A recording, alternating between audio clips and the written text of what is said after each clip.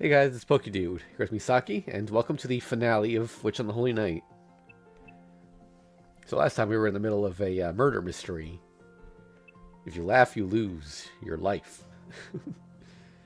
4 people have died already, one of them died twice. And I believe we're right out of choice here.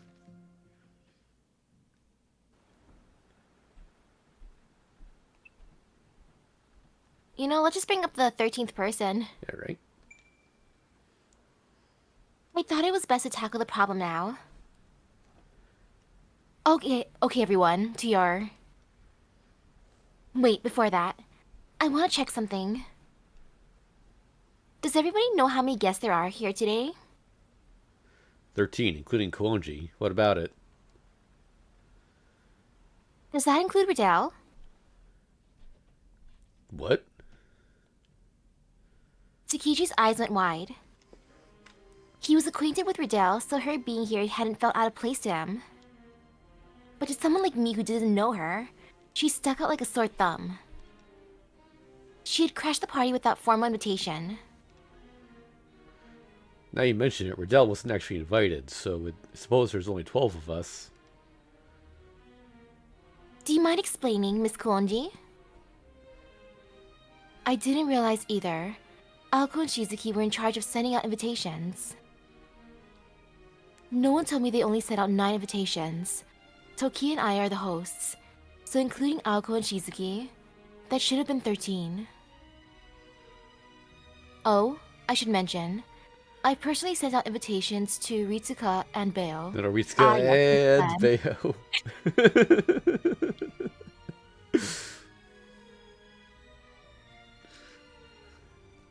Oh gosh, even there too. Yeah. I invited Eri, Yuika, Kinomi, and Tobimaru. He's dead.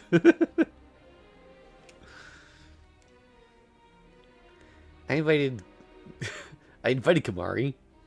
I gave the leftover invitations to Mr. Yes, Yamashiro and Somiyo Net. I really shouldn't mention out loud. What the heck happened with this page? It's just, I'm confused. Now I want to buy the Steam version just to see if it's the same. And this is version 1.0.2, so like they did fix something. But what? Yeah, but also here at this point he mentions Toko, which we happened to meet because we went outside. So the numbers add up then. Sojiro, tell me who you invited before I yell at you. I'm pretty sure I already know, but tell me. Who you sent the last invitation to? Oh, I mean, it's not good to leave people out, so... Toko. You're the one who invited Toko. Aozaki grabbed Shizuki by his collar and shook him violently, like a bobblehead. Oh, 2 Riddells. So you invited Toko, but I thought she couldn't step foot inside Misaki anymore. Miss Toko said that she beat that curse a long time ago. Mentioned about thinking outside the box. If my body's cursed, I'll just use a new one, or something like that. What kind of logic is that? My sister's crazy as always. At any rate, if she was invited, she could be here. Right, I remember the entrance when the phone line was cut. There was a puddle on the floor. None of us had been outside since the rain started. I thought it hinted that Riddell might have snuck in here ahead of time, but she wasn't wet at all. In other words, said someone other than Riddell entered the mansion, right? But everyone except for Mr. Tokitsu and Mr. Yamashita was there at that time. So we have an unknown participant. A 13th guest, if you will.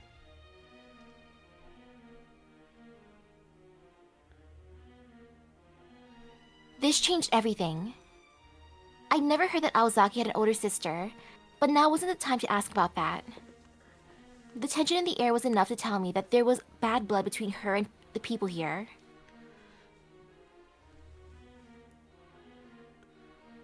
Okay, sir.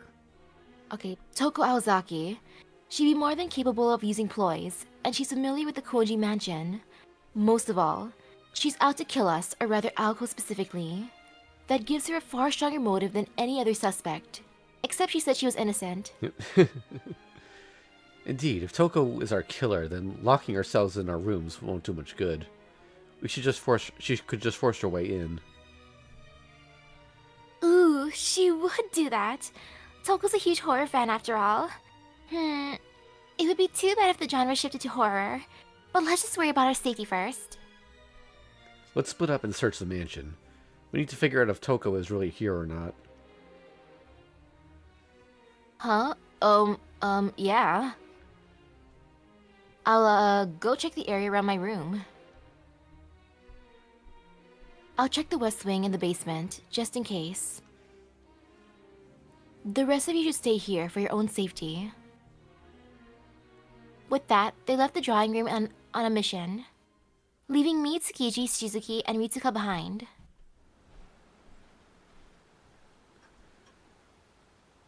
Time passed by slowly. My eyelids began to feel heavy from anxiety and exhaustion. The clock struck midnight. I'll go brew some tea. Sojiro, where do you keep it? There's a pot on the table in the sunroom. Should still be warm. Perfect. I'll go get it. He probably wanted to get his mind off things. Tsukiji strode off towards the sunroom. Oh. Another blackout. I can't see a damn thing. There was a dazzling flash of light. Through the window in the sunroom, I could see lightning.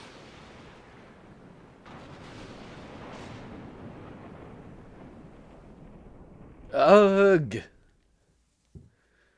Tsukiji, get back now. What the hell was that? Someone was there. You three, over here, into the hall. Ritsuka grabbed my hand and pulled me away from the pitch-black drawing room. I think Tsukiji's narrating now. I definitely saw the outline of a person against the lightning. Someone was outside in the raging storm.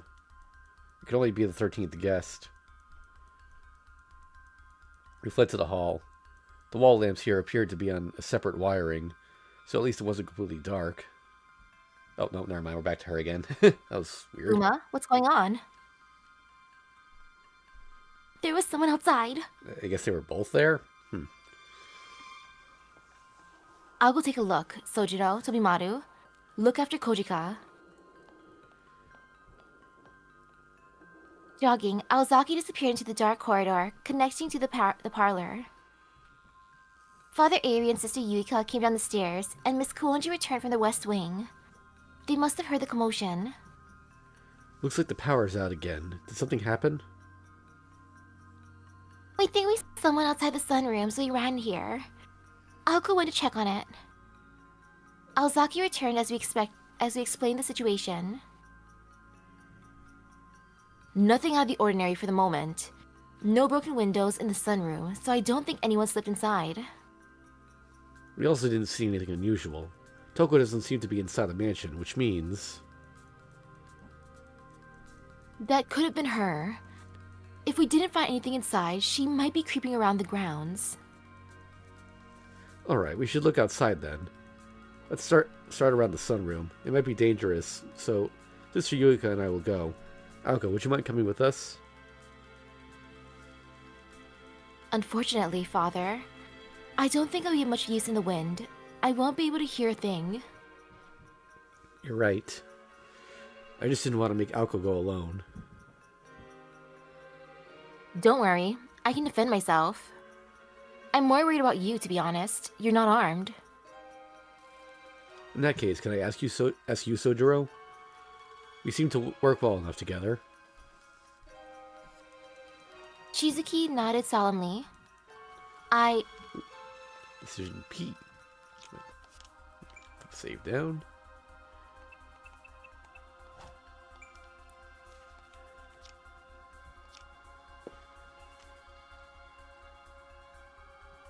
You know, it sounds fun exploring. It's dangerous for Aozaki to go alone. Alright.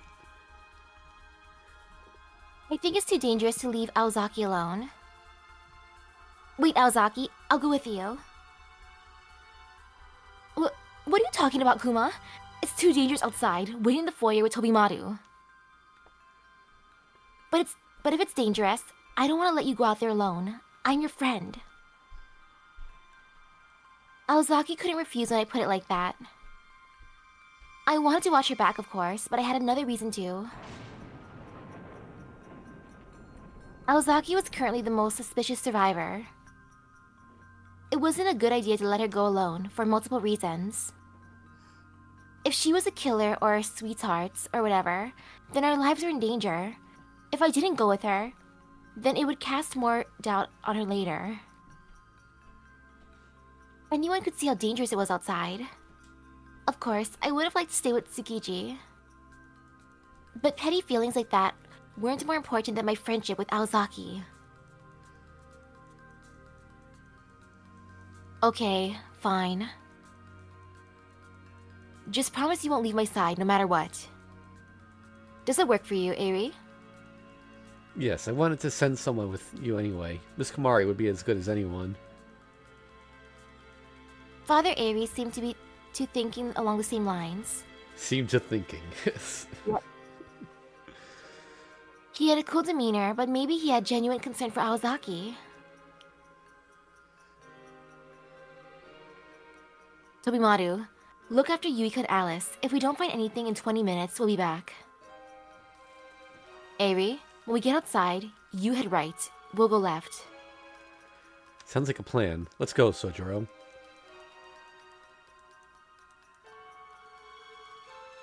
Sojiro?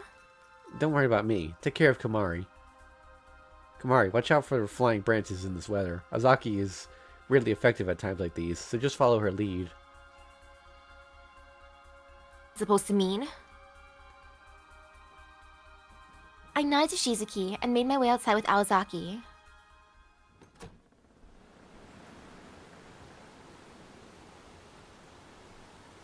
Storm was worse than I expected. I could barely keep my eyes open in this wind. Kojika, give me your hand. Aozaki extended her left hand toward me. I grabbed hold tightly. Her hand was so cold it sent a shiver down my spine.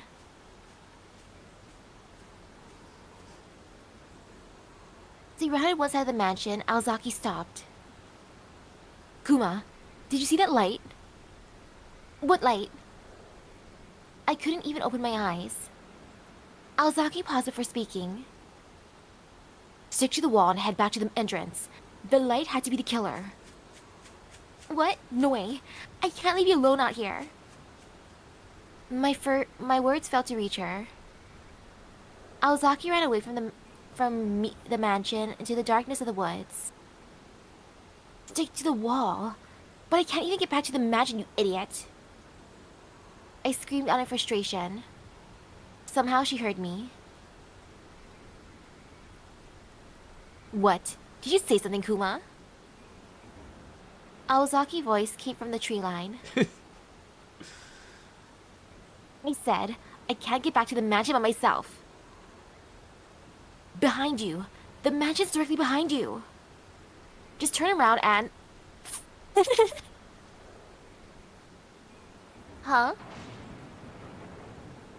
Oh, crap. Did I actually just fall for that, Kuma? Aozaki's words hung in the air as her body suddenly flew to one side. It was as if she was hit by a high-powered rifle. She lay lifelessly on the ground. I know she looked in my direction before she burst out laughing. Behind me. Footsteps. I could barely make them out in the rain. I don't have time to look back or think. I ran as fast as I could. I needed to get away from whatever was behind me. I sprinted into the deep, dark forest, away from the mansion. Ha! Ha! Ha! My chest burned with the exertion. I never pushed myself this hard, even during PE class. Wow, I was a pretty good runner. It's amazing what humans could do when they think that we're about to die. My mind began to wander, trying to escape the reality of the situation, when... Huh? Suddenly, I felt like I was floating. My feet kicked wildly in the air. Wait, what?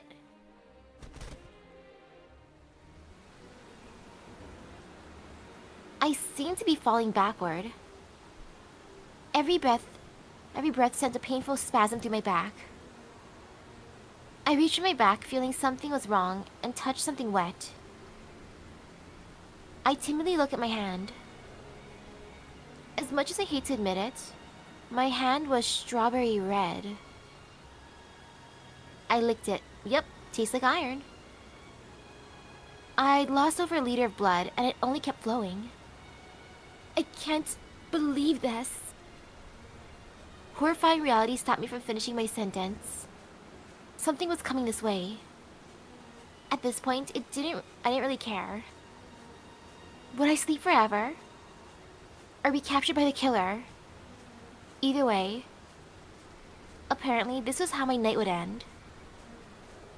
Cool, I wanted to see the bad end. Yeah, we got our first Oh, dead never end. mind, dead end. Yep.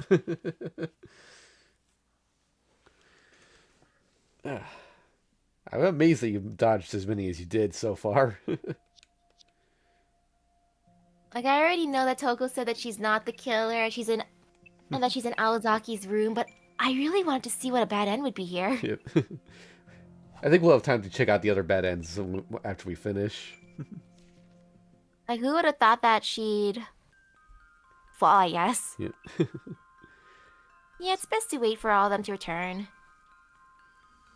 I should wait inside the mansion for all three of them to return. I'm going to head out. If I don't find anything after 20 minutes, I'll be back. Sounds like a plan. Let's go, Sojiro. Shizuki usually kept his distance from Father Airi, but there was nothing usual about tonight. He kept pace at the priest's side, his head on a swivel.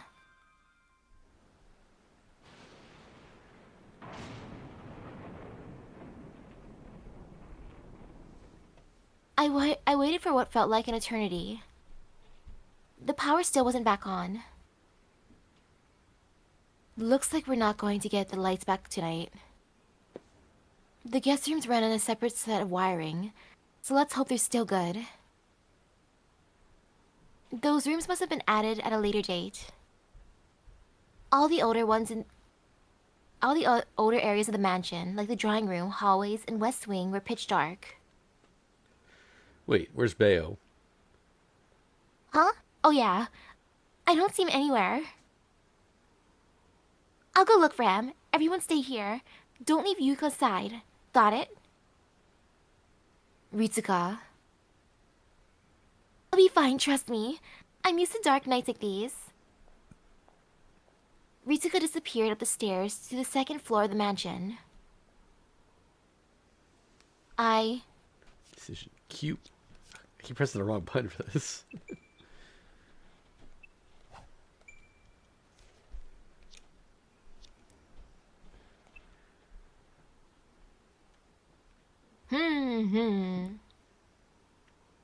Well, come to think of it, Bale was the one outside, actually. Thinking about it, they were away for a while, so like Aozaki, they could have murdered Mr. Tokitsu and Mr. Yamashiro too. Or that. After a long 20 minutes, Aozaki returned. She took off her raincoat and dried herself off with a towel. Phew, that was some storm out there. The wind's like a brick wall. I'm surprised the trees are still upright. Then again, that's probably the ploy's doing. Aozaki explained that she'd patrolled a loop of the entire mansion, starting from the left side. She didn't find anything in front of the sunroom. So, where are Father Ari and Sojiro? You didn't run into them? Nope. Soon as we got outside, they said they wanted to check out the forest. There's no way they went there in the storm, is there? Aozaki and Sister Yuika exchanged concerned glances. Then...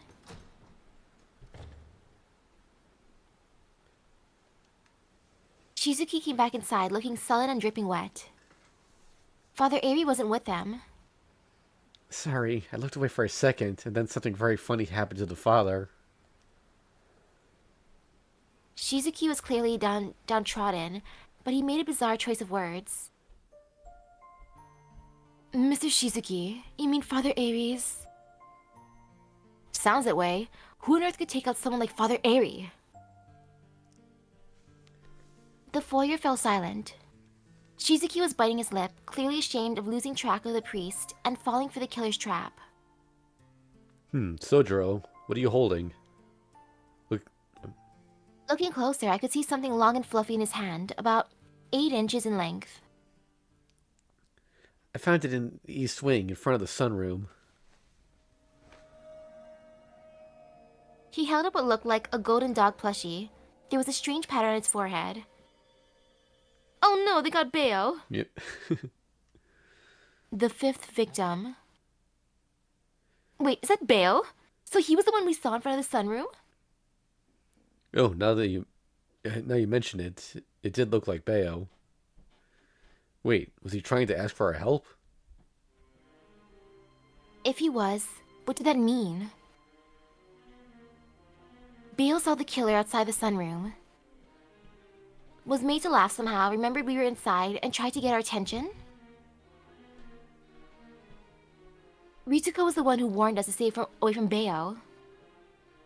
She said she was used to dark nights. Did she know that the silhouette was Bayo and try not to laugh? Maybe Bayo found something. This is bad. I was secretly counting on him the most. Sojiro, where was Father Ari killed?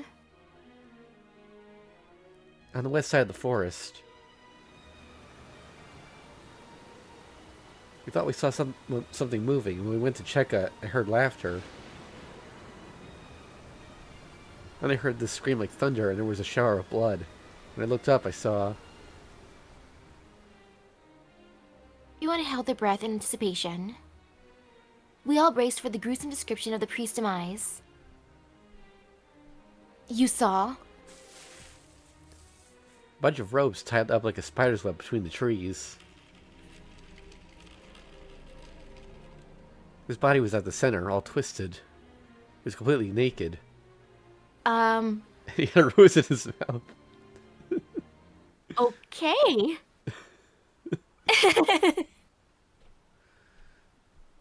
Huh?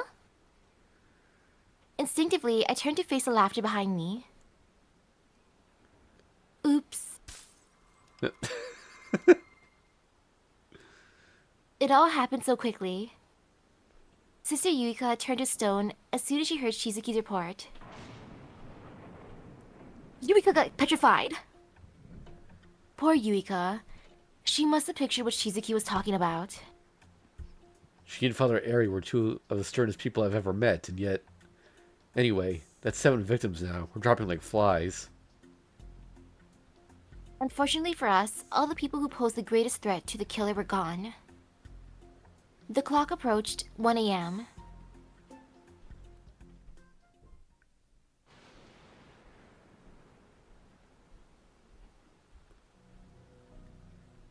Unable to go to the drawing room, those of us left behind were stuck standing in the foyer.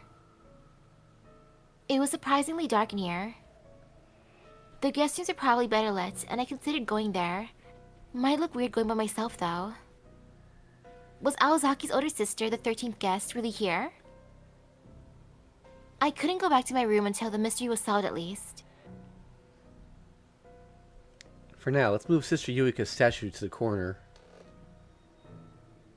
Huh? She's heavy. Very heavy. Tobimaru, help me out. Sure thing. I'll take the back. You know, she's pretty cute. No wonder so many lowlifes go to the church.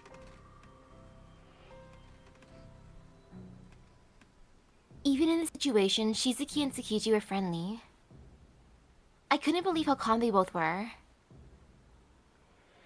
I felt like I was nearing a breaking point. If something jumped out at me, I'd die of shock before I died from laughter. Do you want some tea, Kuma? You look pale. Thanks, but I'm fine. The last thing I wanted was to have to use a toilet, and I was scared of venturing far into the mansion to find one. Seems like you're doing fine then. Just keep that spirit up until morning. It's too bad about Eri and Yuika, but in a way, I'm actually kind of relieved. At least we're all good friends here, so we can trust each other. We just need to find Toko. No need for that, the game's over. I'm impressed, Aoko. Ritsuka? The voice came from the stairs. Ritsuka returned from her search for Bayo. What's that supposed to mean? It's about time you dropped the charade. Checkmate, Aoko. I haven't got the faintest idea why you went to such lengths, but the physical evidence doesn't lie. It's not an open and shut case quite yet, but you're the most likely sweetheart suspect.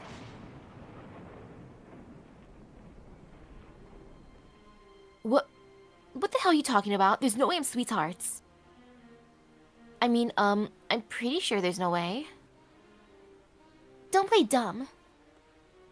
While searching for bail, I went into your room and found irrefutable evidence.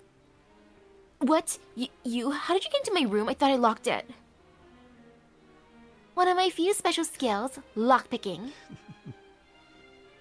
Hey, lockpicking's illegal.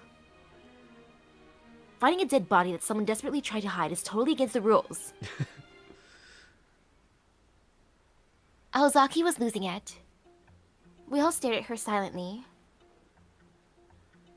No, I mean... Tiki? Sojiro, where's Ozaki's room? East wing, second floor, into the hall.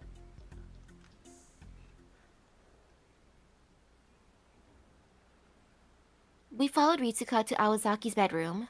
Our suspect tagged along, pouting and sulking. I'm going in. Ritsuka opened the door. We moved from the dark corridor to the equally dim bedroom. When I entered, I was greeted by the sight of a...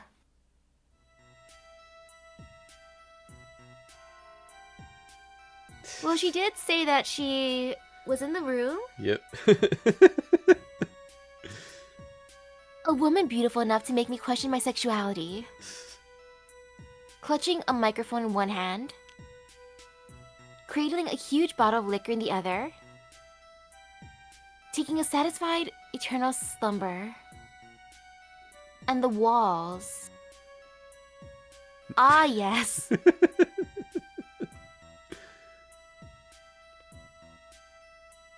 We're plastered with bizarre posters. Alcohol poisoning? This is the irrefutable evidence, Aoko. I know you and Toko don't get along, but how could you leave her like this? Toko, you always said you like prog rock, but you really just liked enka oldies. You even bought your own microphone. Gah, my family's so embarrassing. I didn't want anyone to see this. Aozaki was skirming up a storm. However, this didn't change the fact that she concealed a victim. Now that I think about it, you seem to be working hard to make sure no one came near your room. It wouldn't look good if anyone found the body, right? No, that's not how it is. I'm the victim here. After lunch, I came here my sister was dead. Who wouldn't hide that fact? Sorry, Ozaki, but it's too late for excuses. What? Why didn't you tell everyone about this when we were discussing the 13th guest? Because if I said something, I would have been grilled about why I hadn't said anything yet. It would have been the perfect opportunity for Avery and Yubika to accuse me. I figured that if it was the case, then I'd just find the criminal myself. Buy it. You created the 13th guest narrative so that you could operate behind the scenes. The fact of the matter is that Bale, Eri, and Yui all went down while searching for Toko. That wasn't me. They self-destructed. Sorry, Aozaki. Konji and the Sweethearts don't know it's the culprit. Until we expose its true form, we have to prioritize circumstantial evidence over motive. Right now, the one who could easily have killed all the victims is you. Yeah, it pains me to admit it, but that's a deduction. Tsukiji and Ritsuka grabbed her arms. Shizuku casually helped. Hey, what do you think you're doing? You're just gonna kill me because you suspect me? Calm down. We're just putting you under quarantine. Lock up the suspect and wait for the police. End the madness. That's how mystery stories go. So, is there a room that locks on the outside somewhere, Allie? Just a cellar. It's a pretty tiny room you get to via a narrow staircase. Aoko can spend the night there. What is this? The South Pole? Don't tell me this guest house is an Antarctic research station, Alice. Even if you're no sweetheart, Aozaki, it's safest if we lock you up. It provides us some final insurance. Think of it as taking one for the team. I think they were referencing the movie The Thing just now with the South Pole. Fine. I suppose you're right. I guess I opened myself up to pesky democracy. Yeah, we should have locked her up from the start. If Aozaki really was the sweetheart, no one would die from any sudden bouts of comedy. And if she wasn't, then she'd survive until the game was over. Who wouldn't protest, though, if they were labeled prime suspect? It felt awful to be the one handing down a verdict. One of us had to be unlucky enough to take the fall. Just let me say this. Your opponent's smart. The 13th person may not have a form. Don't let your guard down. Those were Aozaki's last words. After shutting her in the cellar and locking it up from the outside with a padlock, we finally breathed a sigh of relief. Decision R.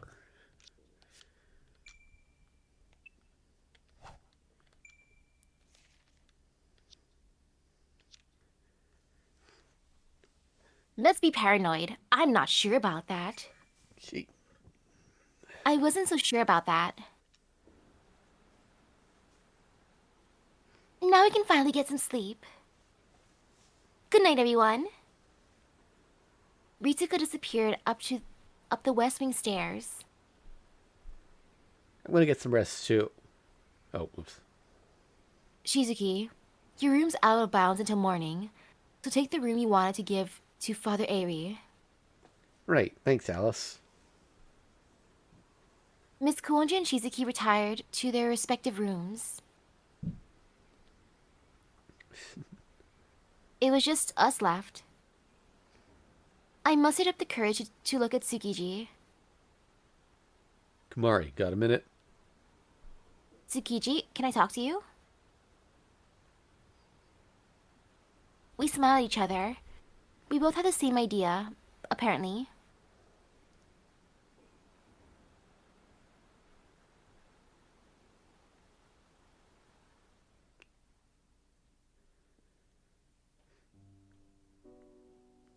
Things had gotten really out of hand tonight. It was an ungodly hour. The storms raging outside seemed to pretend to the end of the world. If we laugh, we die, and yet here I am with the guy I've had a crush on for 3 years. I'm gonna have some tea. You want some? I'll take a coffee, black, no sugar. Very badass. Sweet enough already for you? That sounded a little sarcastic, but I know he didn't mean it that way. Want to talk about person A? Yep, still haven't gotten it figured out. You don't think it's 100% Aozaki, do you? He passed me a coffee and I slowly brought it to my mouth before taking a sip. He was right. I didn't. Get the lines backwards. We were both on the same page. Signs point to Aozaki, but you can't rule out Ritsuka and Shizuki either. The only people we can really trust are Miss Kuonji and each other. I mean, we've all been together since this started. I don't know about Kuonji. Feels to me more like she's on the ploy side. Really? She seems neutral to me. Got anything to back that up? She doesn't seem interested in finding the killer, for one. Oh, I know. This is just a hunch, but I feel she's helping them somehow. It's possible. The ploy belongs to her. The killer's a ploy in disguise. Maybe that's why she's neutral. I don't mean she's helping the ploy, I mean the person using it. For a start, she didn't seem mad at all at someone using her ploy like that. Oh. He was right. Does it mean Miss Kuonji knew who the killer was? I don't think she necessarily knows. Still, she's definitely hiding something. About sweethearts, for example. Going off what Verdell said, you need a certain something to use it. Maybe it's like a magical sword. You know, not just anyone can wield it, only the chosen one. Did a thing really choose who uses it? If so, did it mean Miss Kuonji was supporting, no, empathetic to it? That aside, I know it's a little late to ask, but are you really okay with teaming up with me? Well, that came out of nowhere. I tried my best to stay calm as I answered. Yeah, I trust you, Tsukiji. Not a good idea trusting anyone in a situation like this. Feels like a person you trust will the most will stab you in the back. I guess you're right. We should all be wary of everyone. Exactly. We can only trust ourselves. That's why we all need someone to keep an eye on us objectively. It's probably why Riddell wanted us all to pair up, too. 2 minds, 1 body. Kind of appropriate, given we're dealing with sweethearts here. We put Riddell behind us. So, who do you think is the most likely suspect at this point? I think we're all on equal ground. I still don't know if Yurihiko's body was the real deal or not. I think the killer tricked Aozaki into hiding whatever's in her room, too. Get rid of the biggest threat and all that. Framed? Yeah, she was too preoccupied with covering something up to think about anything else. Plus, she was saying some weird things. When do you think that business with Toko happened?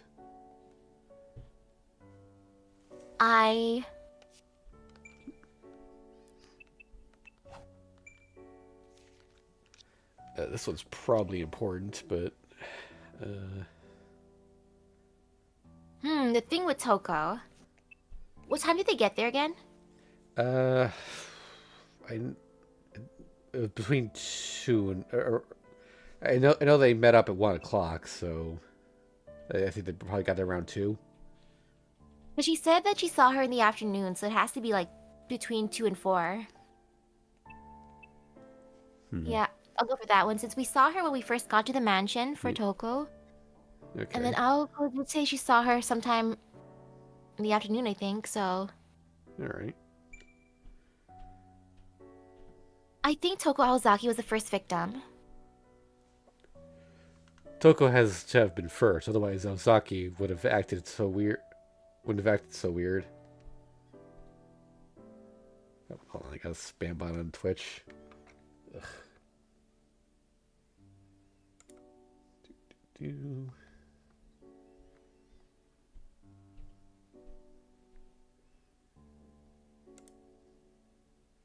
There we go.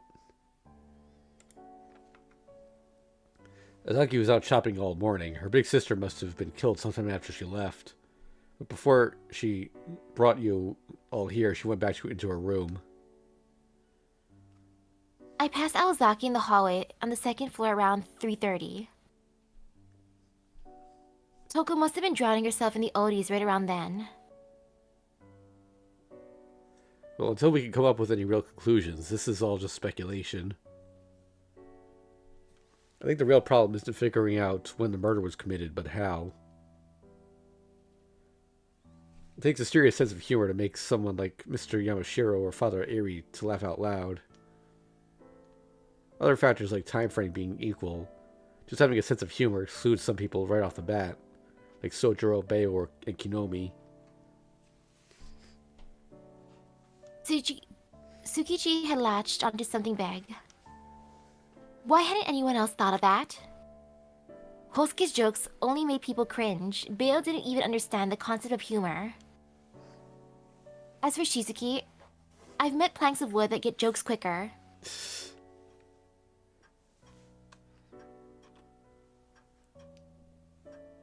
Our discussion carried on until nearly 3 a.m.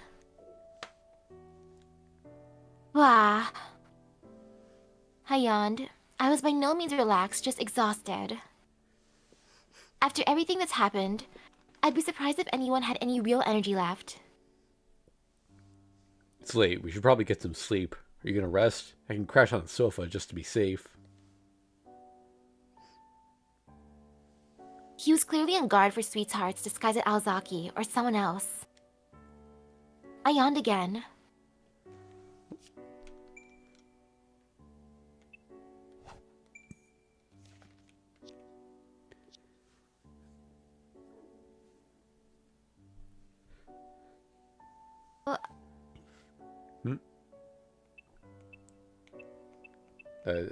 Just for the funsies, I kind of want to go for the first one. All right. It sounds kind of sus, but as long as I lock the door, it's like it should be fine. Yeah, it should be safe as long as the door is locked. But we still had other things to worry about. We've made it this far, only a little longer to go. You know, Tsukiji, you're the one who said not to trust anybody. Oh yeah, I'm a suspect too. Guess I didn't need to worry about you, huh? Tsukiji turned to the door, ready to leave. I tried to say something. This doesn't have anything to do with anything, but... Even though it's been, a rough day, you seem, I don't know, content. What the hell was I saying? I was just embarrassing myself. People died and I almost joined them. Rough day is putting it lightly. Luckily, he took my question seriously. But I guess, in a way, it's been kind of fun. You feel the same, don't you, Kumari? His considerate reply was so reassuring, I almost forgot my anxiety. That's a surprise. I thought you looked down on that sort of thing. Well, you were wrong then. I love this kind of chaos. I don't want to take life too seriously. For real? Well, you just blew my mind. I was being serious. It reminded me of the time I first realized that I'd fallen for him. Tsukiji was an amazing person, but he was squandering his potential. He didn't want glory or to move up in the world. Felt like such a waste of a human capital. I could never do that. How long had I been watching him, wanting to kick his butt into gear? Look, I know this probably isn't the time. But you're not exactly a people person sometimes, and yet you talk to me. Why is that? You've worked your ass off for 6 years, without relying once on your parents, teachers, or anyone else.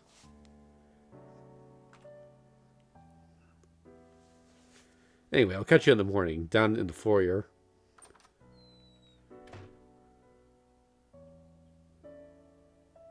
And with that, the room went quiet again. For some reason, I felt a tight squeezing sensation in my chest. In a way, it's been kind of fun. You feel the same way, don't you, Kumari? Tsukiji's words replayed themselves over and over in my head.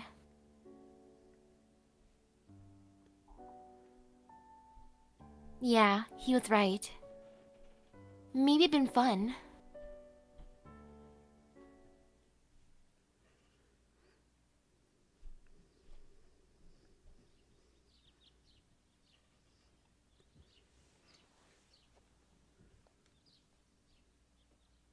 I woke up to the sound of birds chirping. It's morning. The clock read 5:30. The sun was beginning to peek over the horizon. My ability to rise early was one of my few strong points, so I must have been really exhausted. I foggily examined my wrinkled clothes in the mirror. My body was still asleep. I was too tired to even make tea, so I just grabbed my wallet and card case off the table. The case contained my commuter pass and some pictures I took each year.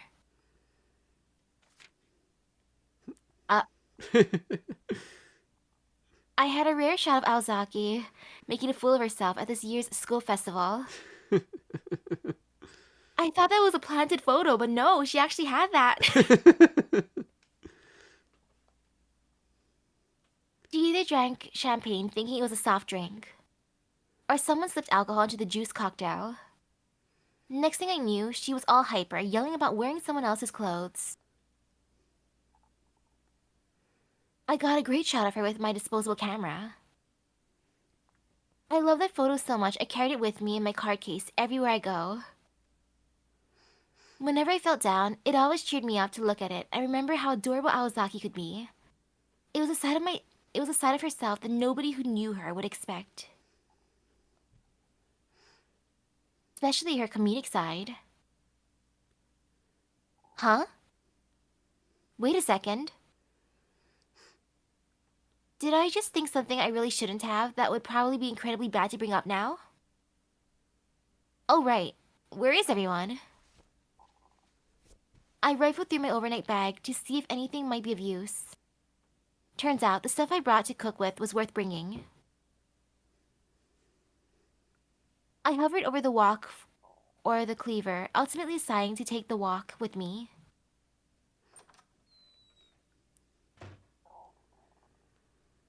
I went onto the hallway. The air was slightly cooler than inside the guest room. Silence had fallen over the mansion once again. There was no sound, no sign of life. It was like the storm never happened. Tsukiji's room was empty. Shizuki wasn't in the Father Aries room. Nobody was in Ritsuka's room either.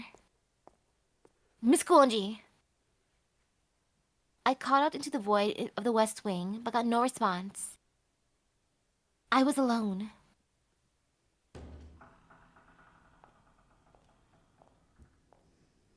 I headed down to the basement where Aozaki was confined. Down a narrow staircase to the door. The padlock had been broken, clean off from the outside. Aozaki? I braced myself for whatever was to come and opened the door.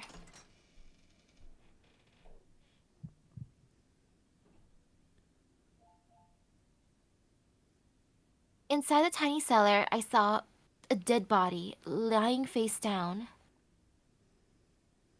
The beautiful long hair was all I needed to see to know it was Aozaki. She wasn't breathing. She scrawled something with her left hand in her last moments. It was a dying message written in blood. I could feel the disdain in the words. Told you so. You sure did. Aozaki wasn't the killer. It wasn't clear when she was murdered. But whoever the killer was broke the lock, made her laugh, nonchalantly went upstairs, and...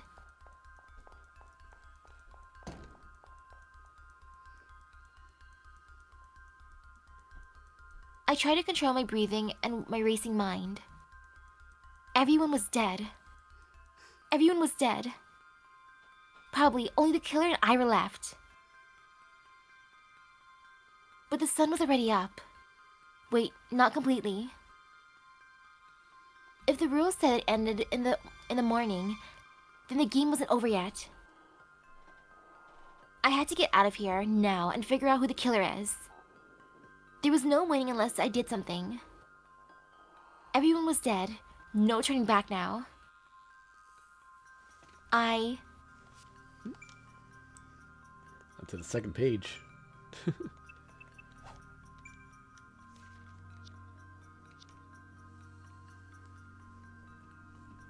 You know, let's just run around. It's right. almost morning. I think it would be best to run away until the morning. Huh? Something fell off for a second there. It was as if my decision was completely different from the words that came from my mouth. No time for that. I've got to get out of here.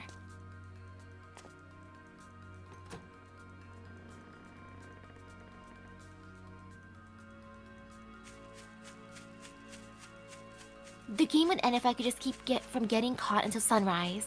Hey, before we continue, do you have any guesses on who the killer is? I feel like she herself is probably the killer. As long as I survived, Sweet's Hearts wouldn't win. The storm was over. If I could just make it to the city, everything would go back to normal.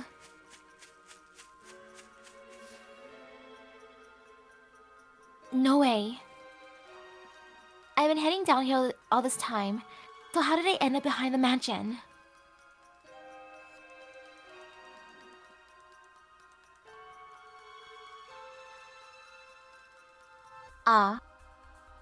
The ground distorted.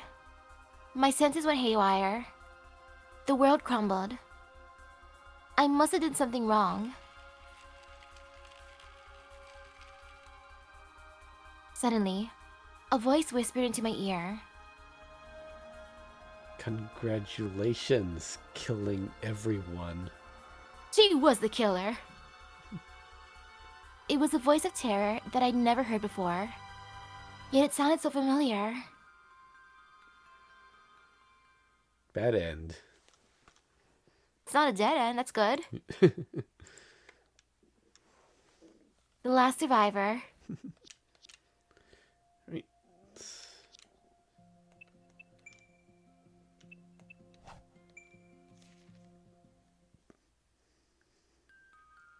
Alright, let's figure out who the killer is.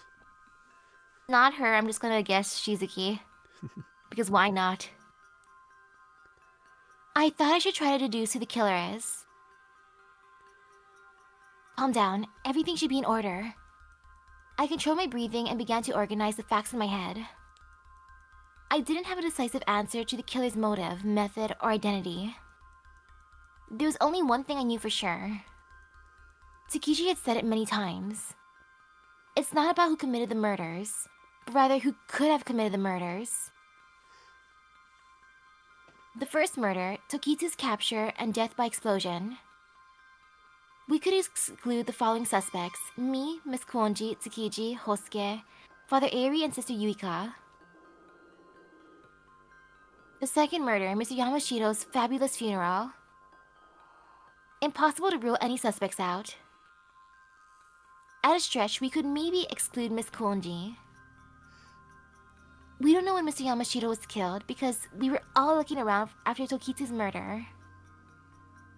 It's unlikely the murder was committed within that 10-minute gap, but we couldn't rule it out completely. The third murder, Hosuke and Riddell. Who cares? Wow. The fourth murder, Bayo. It can't have been me because I didn't search for Aozaki's sister. Neither could have been Tsukiji, Shizuki, or Ritsuka. The fifth murder, Father Ari's web. We were in the foyer, so it couldn't have been me, Tsukiji, Ritsuka, or Miss Kuonji. The sixth murder, the Yuiko statue. This one didn't matter either. The seventh murder, the elder Aozaki's death by alcohol poisoning. This might have actually been the first murder in the timeline. We could exclude maybe only Miss Kuonji, barely. That's everything I knew. Now it came down to a simple process of elimination. Who was the invisible killer who made everyone laugh? I think the killer must be... Ooh.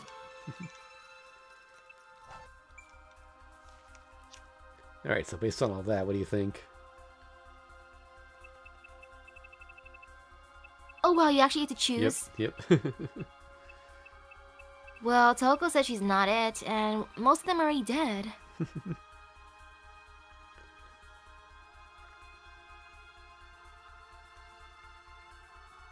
You know, when in doubt, Shizuki, get out. Alright.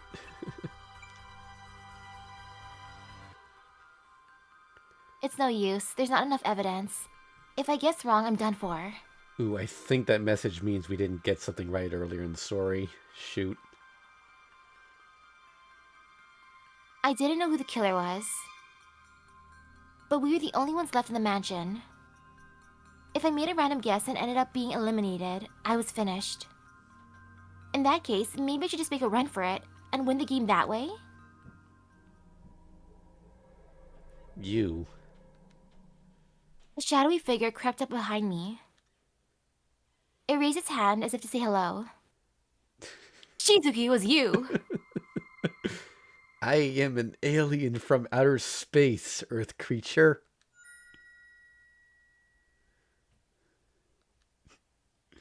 The primitive directness of his greeting caught me off guard.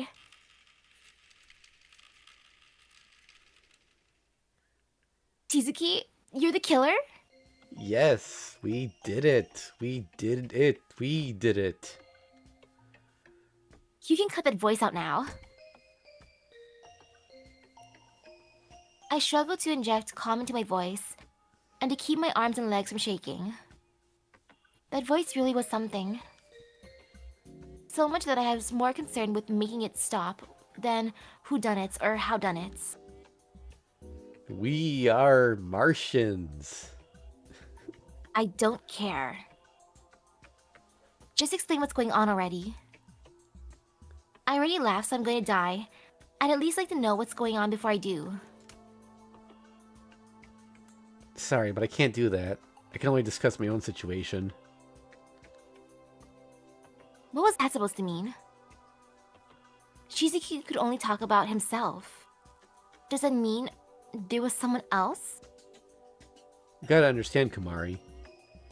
Can you imagine a whole year of being picked on again and again for having no sense of humor? How it feels for a man to muster up enough courage to liven the party mood, only to be shot down? I know how it feels to want to punch you right now. I didn't even want to think about this anymore. But did he seriously do all this to prove that he had a sense of humor? I'd say he failed the moment he put on that ridiculous disguise. But was that any reason to help a murderer? The only people who would laugh at something like that are Aozaki and Miss Kuonji. No one else on this planet would. No one but you. Oh, I'm gonna hit you. I'm sorry, never mind. So, it was Aozaki's photo that made Tsukiji and the others laugh, wasn't it? Yeah, that was the ace up my sleeve. And a treat for me, too. Any of the guys who knew Aozaki would laugh at that picture of her. Particularly Mr. Yamashiro, Tsukiji, and Father Ari. So that means the killer must be...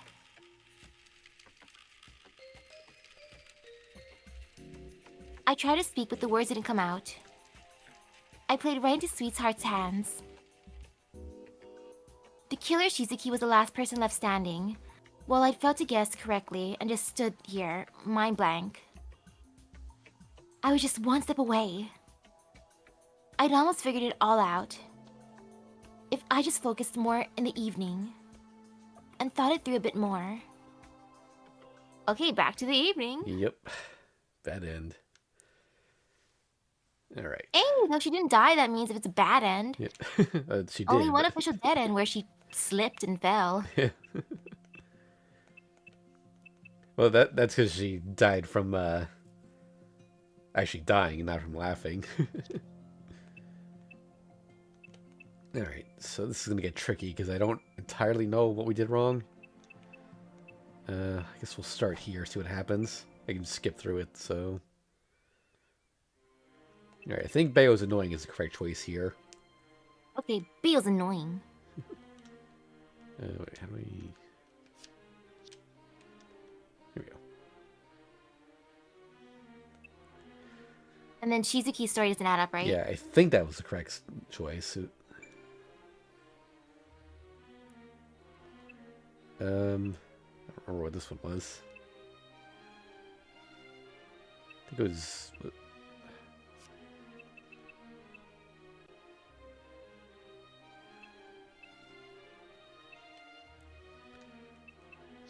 think it was Ritsuka? Or... Yeah, because if Airi and the other were together, then...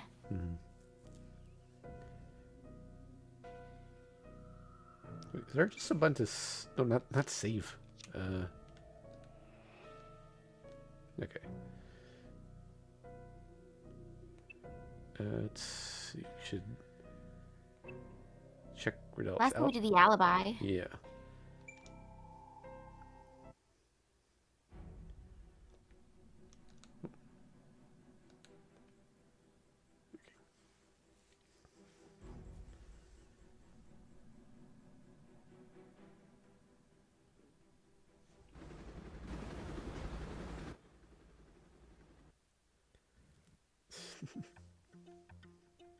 I feel sorry for that dude who was driving the helicopter. And then last time he peeked. Yeah.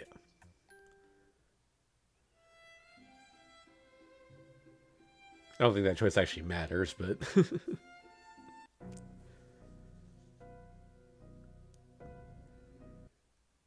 Okay.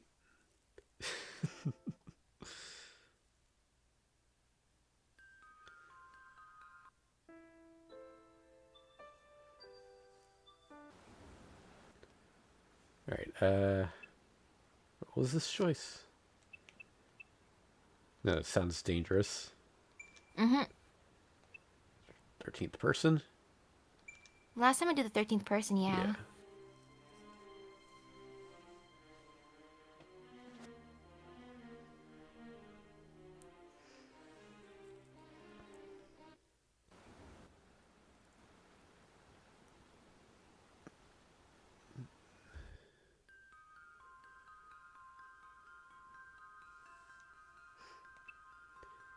Best to wait.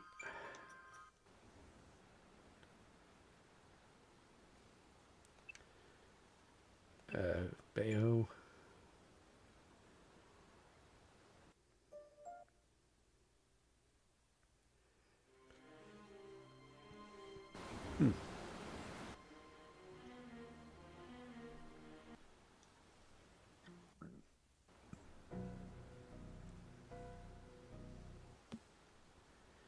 All right.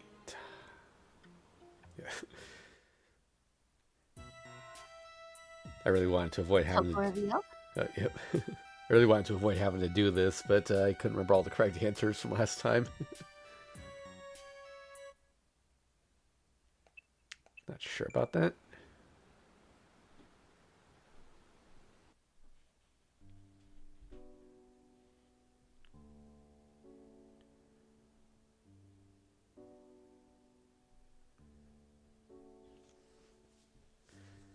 Okay, so I think we were. I think 2 to 4 was right? That's what I put last time. Yeah.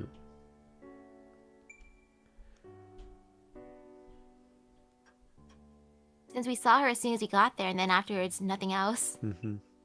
And then the first one we did. Yep.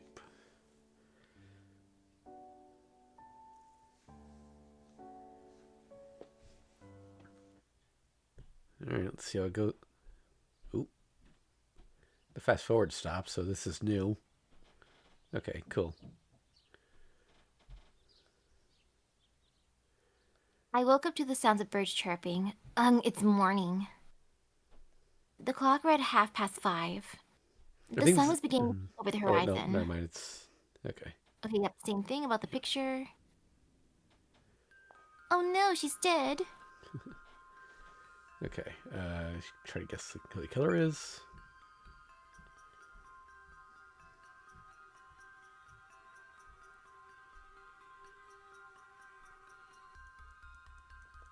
Okay.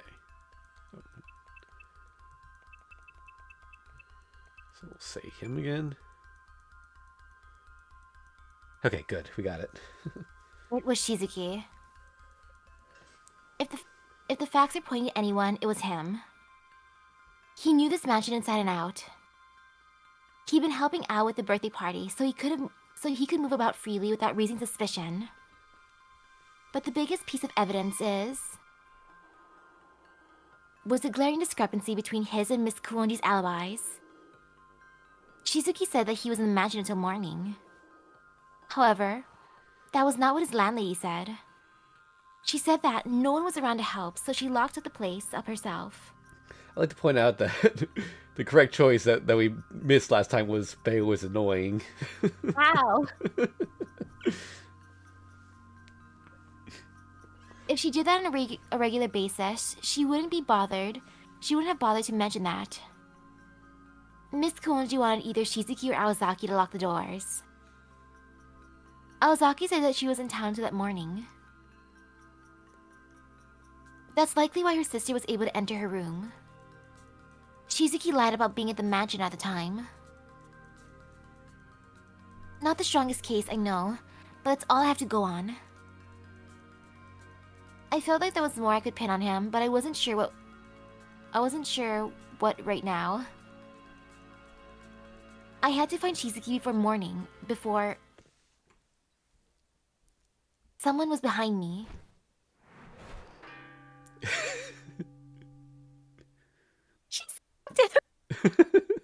So you're the killer, Shizuki. What? Eat this. I took up my trusty wok and swing it as hard as I could before he could lay a hand on me. It connected. Hard. Harder than it should have. Shizuki. I only saw him briefly, but I knew it was him. He collapsed to the ground, and a strange item tumbled onto the floor. It was the kind of cheap fake glasses that and nose you'd find in any bag of party favors. Who could actually laugh at this? The only ones who would were Miss Kuonji, who didn't get out much, and Aozaki, who thought so much of Shizuki. Whatever, I started running. As long as I'd guessed the killer correctly, I'd beaten the game. But maybe Shizuki would recover and come after me. I decided to escape through the foyer. If I could make it to the forest outside, I'd win. It had to be morning by now. Huh? It was still dark outside. What? How? Dark out? Excellent work, I must say. Eh? Oh, A resentful female voice croaked out from the foyer. Wait, female? Who was it? I thought Shizuki was the killer. Let me play that voice back.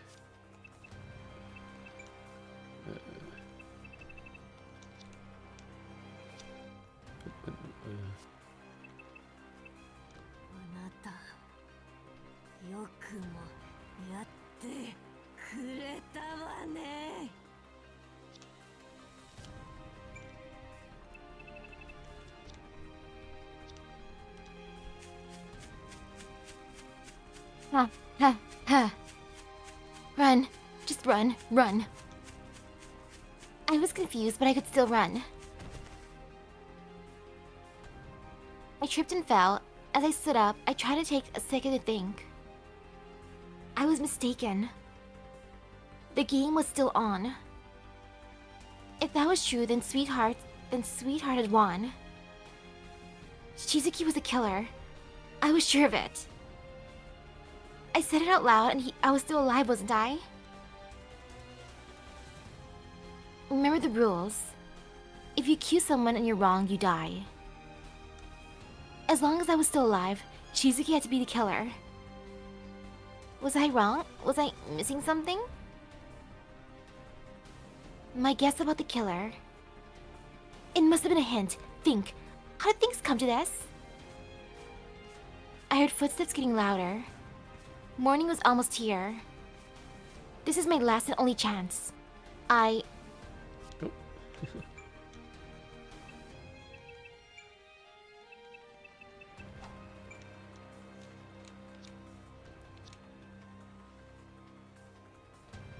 Well... What do you think? You know, let's just for the funsies, Ritsuka's lockpicking skills. This wasn't working. I couldn't think straight. At this rate, I'd never figure out who the killer was. If I couldn't use my head, I'd have to rely on my legs and get out of here. The game would end if I could just keep from getting caught until sunrise. As long as I survived, Sweethearts wouldn't win. The storm was over. If I could just make it out to the city, everything would go back to normal.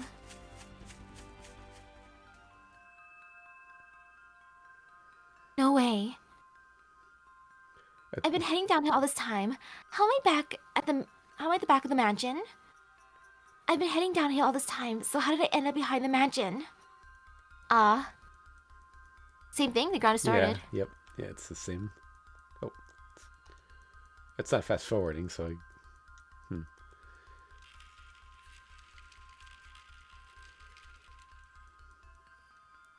Oh, yep. Alright, same. I guess because we got here through a different means, that's why it's a different scene. Actually, let's play this voice back too.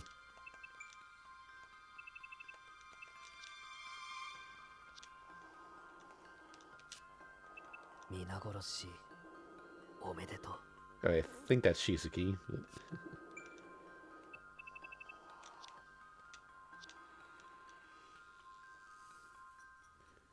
Oh, let's try it again.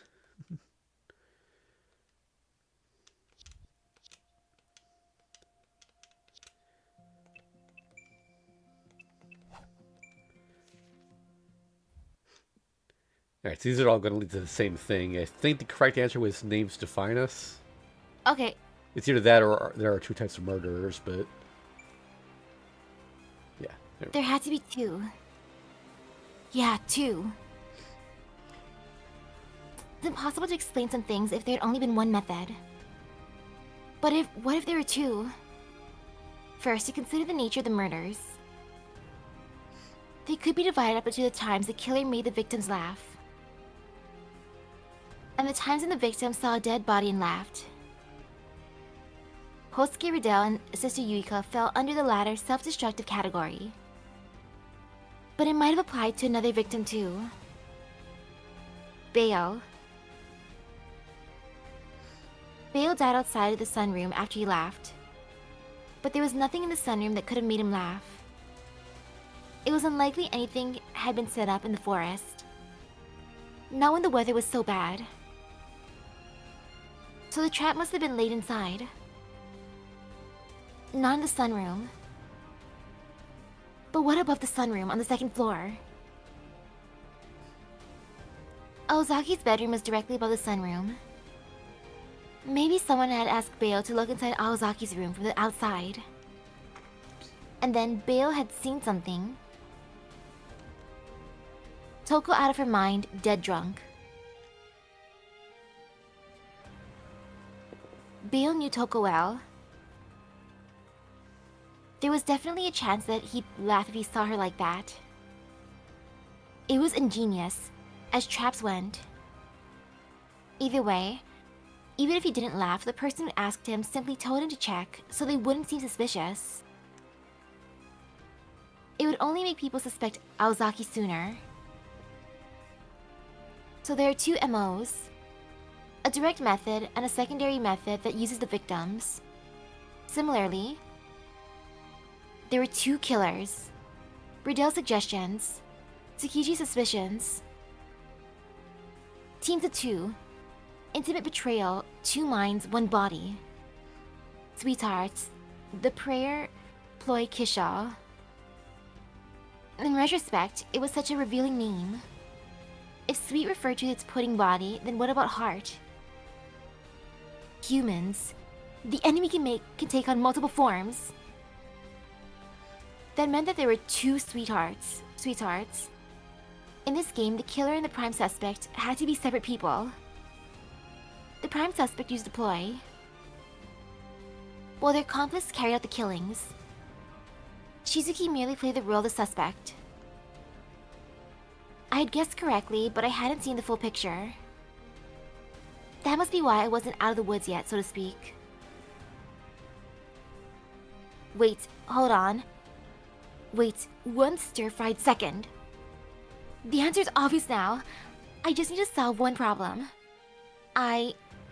Decision X.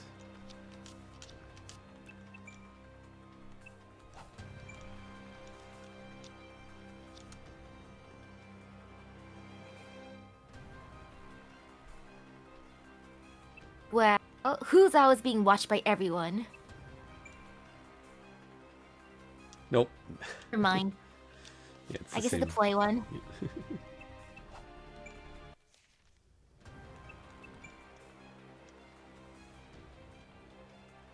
Only one of them could have caused this all to happen. I considered who could have activated the ploys. It's impossible to find if you don't know. One was missing from the vault. The door was blocking the way. Komonji locked it. Scattered invitations. Who to trust? 3-day weekend birthday party. The first one is wrong.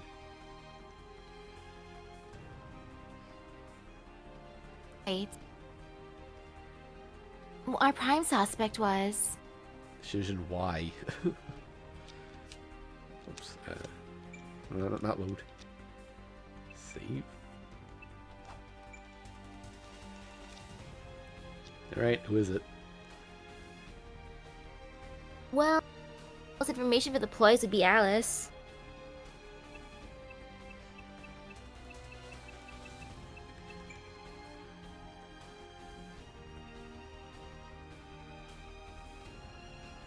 Was there a simpler explanation? Decision Z, this is it. So. Well, she's the last survivor, it's true, right? Nope. Dang. Well, at least it seemed like Alice was the correct one for that part. It wasn't. Oh no, it wasn't Alice? No. That's why I didn't save it Z, but... Oh shoot, okay, if it's not Alice, then, well, everyone was blaming Aoko.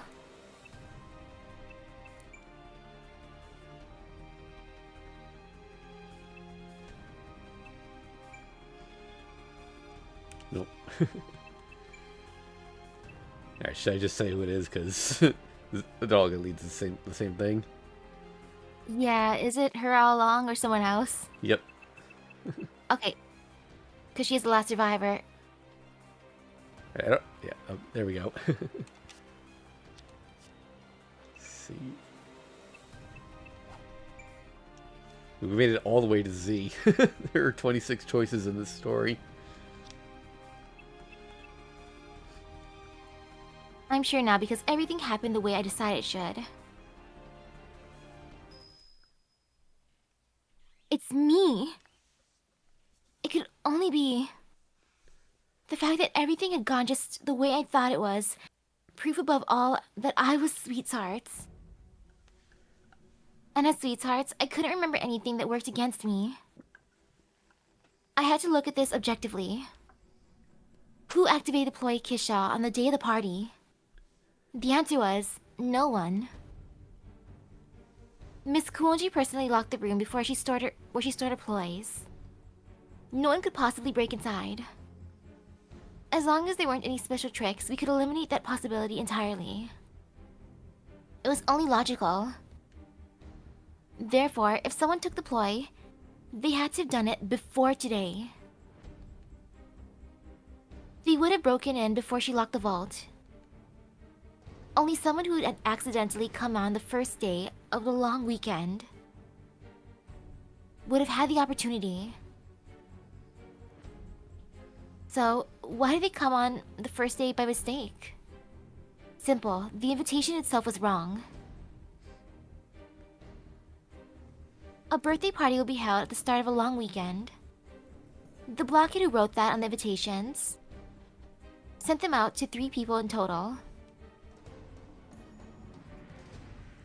Aoko Aozaki probably had it all figured out, but she laughed at something she wasn't expecting, so that took care of her. Then there was Mr. Yamashiro. He said, that he'd gotten his invitation that morning. Everyone else had received theirs before that. It's highly likely that it was delivered directly to his mailbox instead of being mailed. If Shizuki was working with the prime suspect, then they likely edited the invitation. Shizuki became an accomplice on the first day, and then invited Mr. Yamashiro on the morning of the second day. This was to hide the fact that the prime suspect was accidentally invited on the first day. Mr. Yamashiro wasn't just invited to be killed, but to act as an alibi for the culprit. Then there was me. I was sure the party would be on the first day of the long weekend. Based on all information, the only people who could have activated the ploy were me and Shizuki. I could only imagine the kind of hospitality he must have offered Kojika Kumari for suddenly showing up on the wrong day. But it wasn't unreasonable that he put out tea and snacks for a fellow schoolmate. The problem is, where did Shizuki obtain those snacks from? Oh well, you figured it out, huh? I was so close to winning too. This girl's smarter than I thought. Just then, from the mansion, another me appeared from the mansion, the one who had been Shizuki chasing me. Oh, she gets a new outfit. Yeah.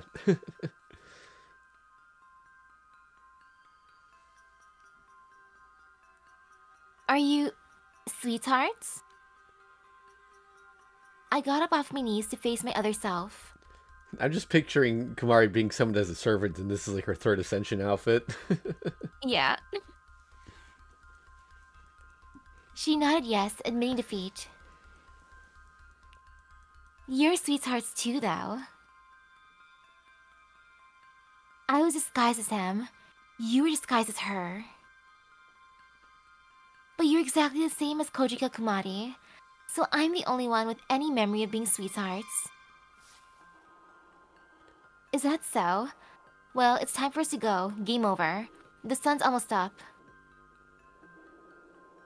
Are you sure you want the game to end? You're about to win. Don't you want your prize? My... what? I didn't know there was a prize involved. I'm talking about what Kojika Kumari wished for, and was worried about when she ate me. You don't want it to end. You wish this half-baked, uncertain life could go on forever, don't you?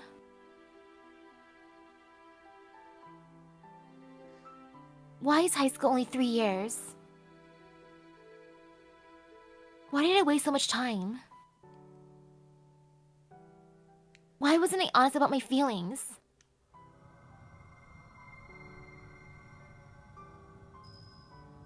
All those things, I can make all your woes go away.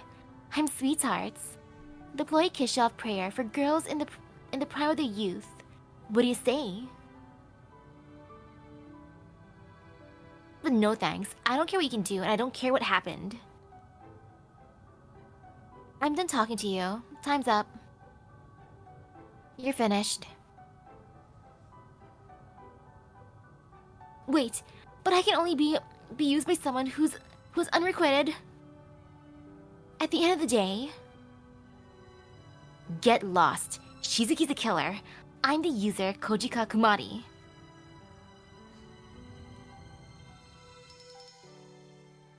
Seriously? But that's so unmaidenly.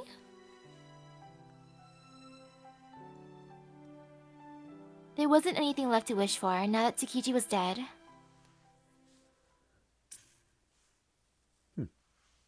And that's the mistake it made. Yep.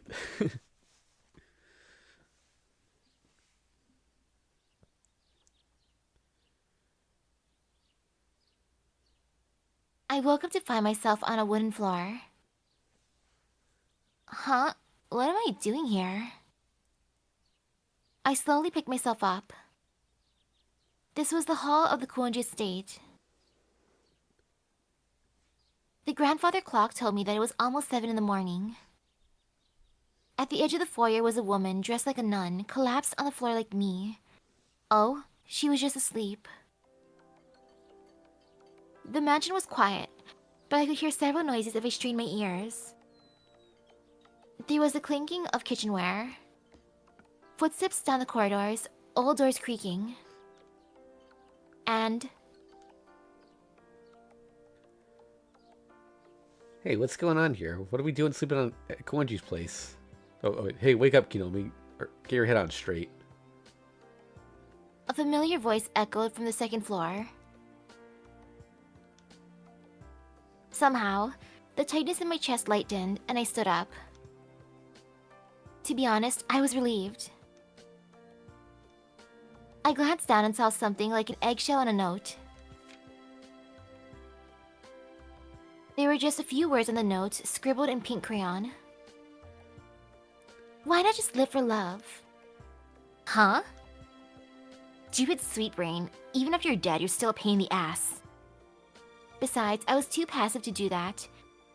It's how I fell for your trap to begin with. Well, duh. Sweetheart's tone was lively, yet strangely encouraging. Cracks began forming on the eggshell. What does it say on the... The Queen of Hearts. Yeah, okay. And then it crumbled.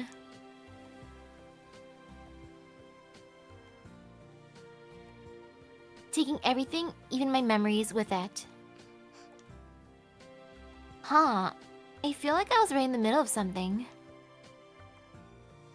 I picked up the note in front of me and frowned at it. Irritated by the presumptuous, obnoxious scribbling, I crumpled it up, and after a moment's hesitation, stowed it in my pocket.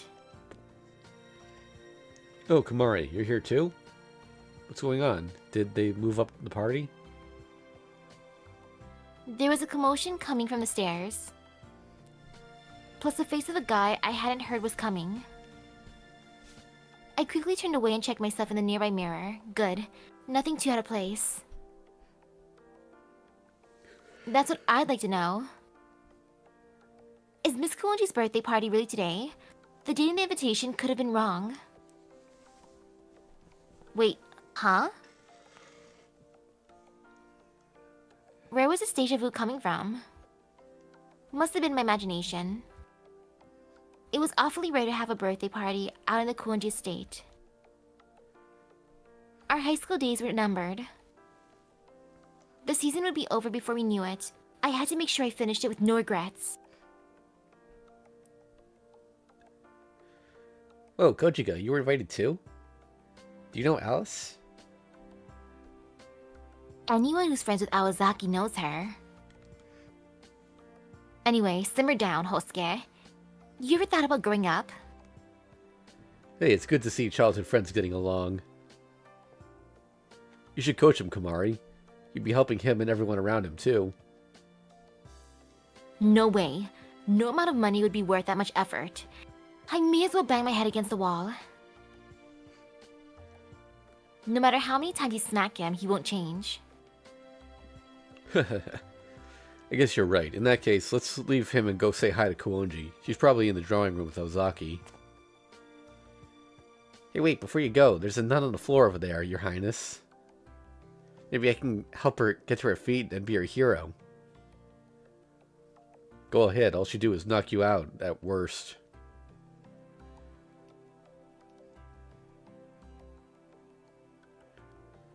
Tsukiji sounded like he was enjoying himself. His travel through the hall.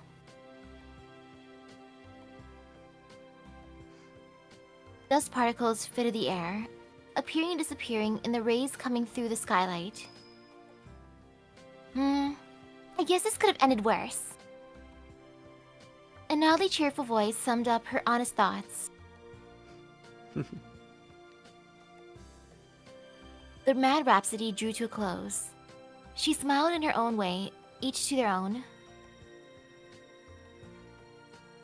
Everyone had a choice to lament the little time one had left, or to gamble on it. Perhaps we find things beautiful because they don't last. Someday this would all end, but not just yet. This jolly tale was simply another book to add to the shelf. Youth is both fleeting and never-ending. The stories of young boys and girls are full of hardships yet unseen. Which means, my friends, we shall no doubt meet again. The ending. Yep. Except Shizuki's probably gonna get punished once they find out that it's missing. Wait, is this... Heroine. Told you. Leaping beauty. Leaves unexpectedly. Gone like the wind. Bomb victim. Wow, I love these titles. Stormy Night Tragedy. Sends to tickling via electric chair. Leave due to petrification. Died happy. Flower explosion. Fluffy form. Somehow survived. Acute alcohol poisoning. Died like an NPC. Mitochondrial friction.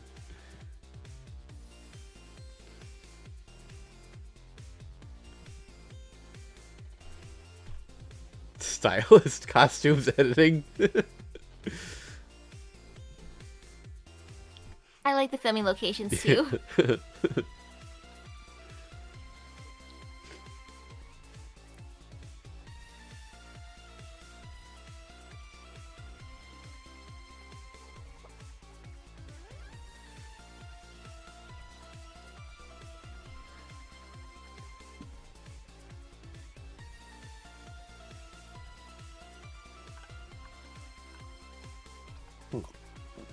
So that is the best side story. Yeah, it's fun. Now we gotta go back and get some of the bad endings that you missed. I was actually surprised at how many you managed to avoid. I imagine one of them is where she had the option to go home. Yeah.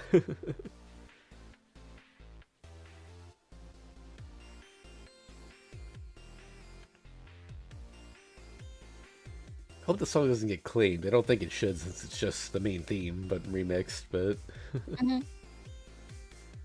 I forgot to check for this one when I was making sure this game was okay to stream.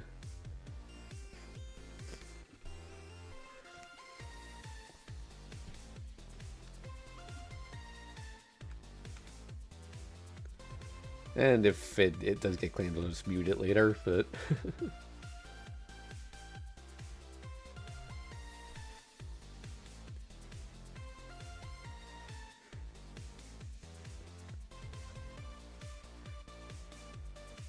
like, I think I see the same localization people from FGO on there. Like Albert Cow is like the head of FGO's localization team. So. Oh, nice. Yeah. But I don't know why there's so many oddities with this translation. If that's the case. I mean, the FGO has its fair share of typos too. They just usually get fixed. But FGO typos aren't as bad as this one. you know, when Olympus first came out, there was an entire scene where they just left the original Japanese text there by accident. Except, yeah, except the text, like the font they used didn't support that text, so or something like that. But so it was just the Unicode codes for all the characters. It's so cursed. Yeah. I think that was fixed within like half a day, though. I didn't even see it when I played. Like, I just saw someone else post screenshots of it. Fiend.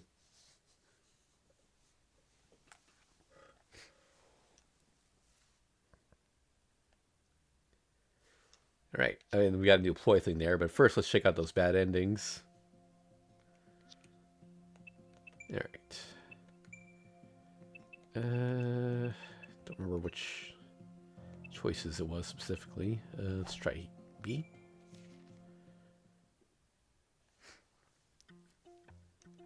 No, not that.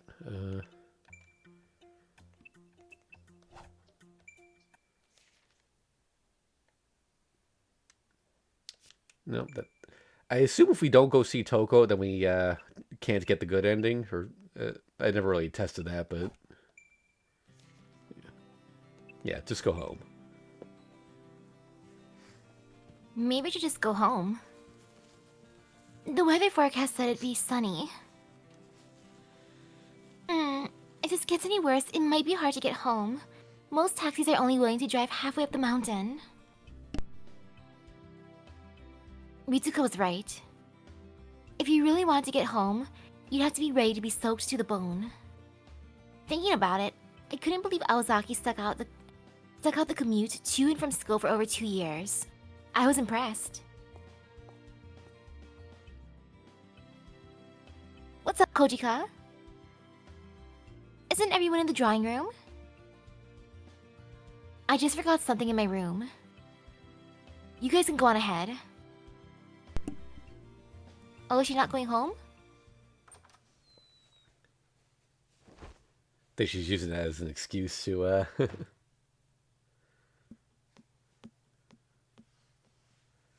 I retrieved my overnight bag from the guest room and returned to the foyer.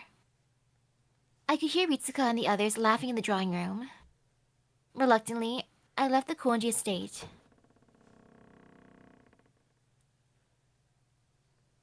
I'm not exactly sure why I wanted to go home. Maybe I felt overwhelmed by the mansion. Maybe it just wasn't my scene. Or maybe it was because Tsukiji was there. It was probably a combination of all three. The sun was nearly below the horizon. If I could just get home before dark, I could end the day without incident. I wasn't ready to face Tsukiji with entrance exams around the corner. Walking down Shiroi Nuzuka, I told myself this was for the best. Then, I suddenly recalled another urban legend. Descend the mountain alone in the witching hour, and a cannibal will be waiting for you at the bottom. Long before the Konji estate was built, this mountain was home to a monster who attacked and killed anyone foolish enough to stray too far from the group. The words attacked and killed made it sound more human than ate. It was probably someone who was cast out of their village. Wow, these are some dark thoughts I'm having. Huh? I must have taken a wrong turn. I was back at the Konji estate. That's weird. I'm sure I was heading down a hill. I thought out loud to try to ease my tension. Wait, what was that? Shadow inside the shade of trees. It looked human. Is someone there? My voice rang out. No response. It was getting dark out. There wasn't even a breeze. Now I remembered why I wanted to go home. Yeah. I had a feeling something bad would happen if I stayed.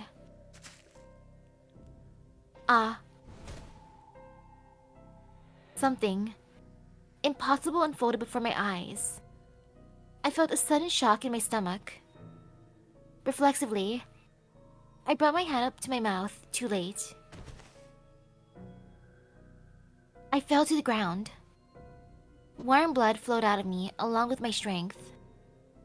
My hands helplessly reached to the sky for help. It took the last of my strength, but I managed to catch sight of the shadow.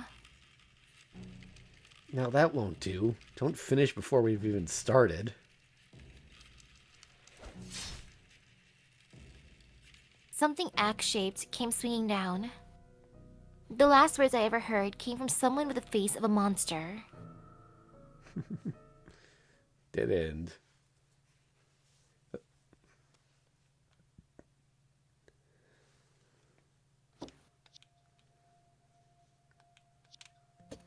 I think that's the worst ending. Yeah. Alright, let's see what else we got here. I think some of these do end up leading to the same bad ending. Oh, it's the same one.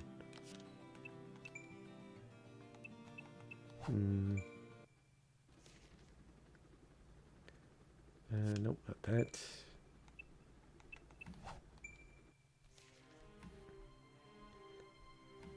Nope.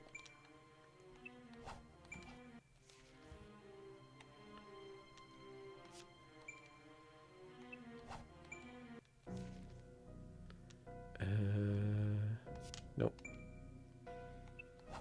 Oh, wait, these are the those choices, not those.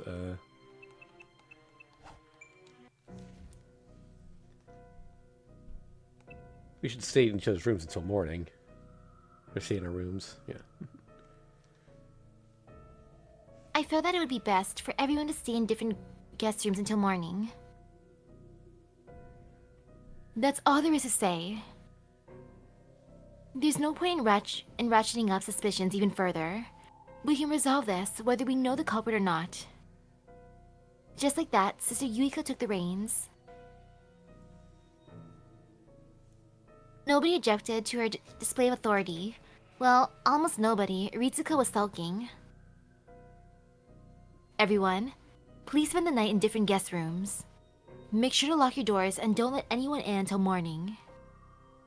Father Eri, Ritsuka, and I will stand guard here, so if anything unusual happens, we'll come running. Good enough for me.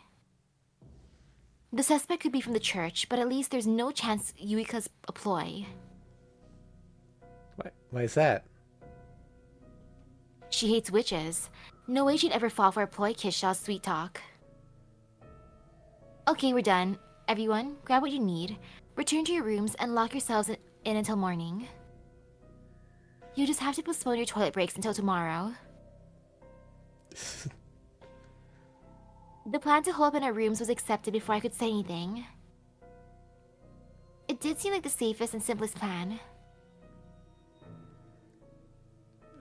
I can't use my room now. Tell me tomorrow. Can I stay in yours? Yeah, Kinoi's gone, so that's fine. Tsukiji took some cookies and a pitcher of water from Shizuki before heading begrudgingly to the foyer. Hold on, Tsukiji. Are you really fine with this?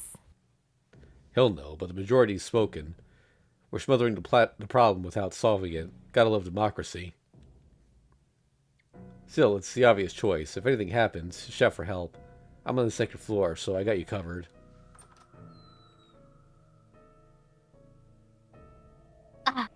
I never should have cancelled my concert. Alice, show me to my room. And by that, I mean your room, obviously, not a guest room. I know I can expect a royal suite there. Here, so I'll suffer the owner's room.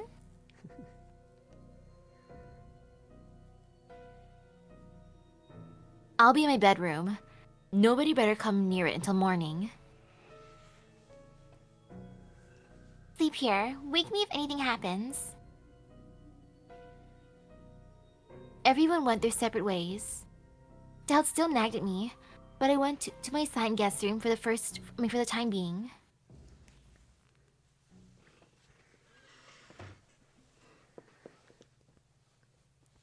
I locked the door and lay in the bed. Just in case, I decided not to change into my pajamas. Laugh and you die? Doesn't make any sense. Someone or something was clearly trying to kill us all. I turned on my side, thoughts racing. To me, Tsukiji and Father Eri were too rational. They'd overlooked something. I wasn't fixated on the culprit's face or identity. I was more concerned with the why done it. What did the culprit have to gain by killing us all? That comes up a lot in the Elmwood Case File series. Waver is always concerned not with the who done it or how done it, but why done it. Because with magecrafts, like anything is possible. So there's no point in trying to figure out how it was done, but just who had the motive. I was roused by the sound of the wind. The lights were out. I didn't remember turning them off before I went to sleep. I got up and tried this light switch, but nothing happened. I wanted to check the time, but that wasn't happening in this darkness. I tried my best to go back to sleep and pretend everything was okay, but I was too on edge. I could barely even stay still. Aozaki's room is closest, right? I moved as quietly as possible to the door, unlocked it, and peeked into the hallway. It seemed empty. The only sound came from the wind and rain. As if led by something, I ventured into the hallway and down towards Aozaki's room. I placed my hand on her doorknob. It was unlocked. Inside her room, I found dead body, the corpse of a woman I've never seen before.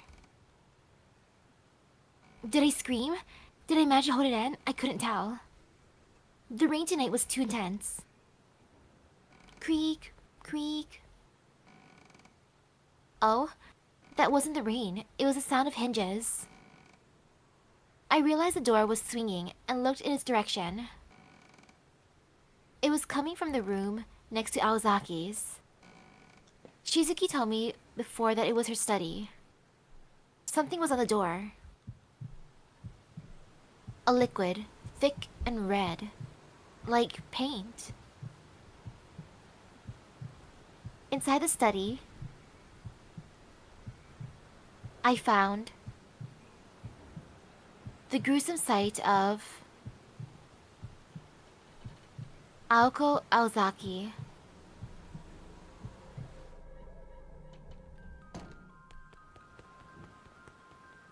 I ran down the hallway. I didn't care about making noise anymore. The storm was too loud to hear anything. I threw open the door to each guest room. Third room, I found the lifeless bodies of the boy who's been on my mind for 3 years.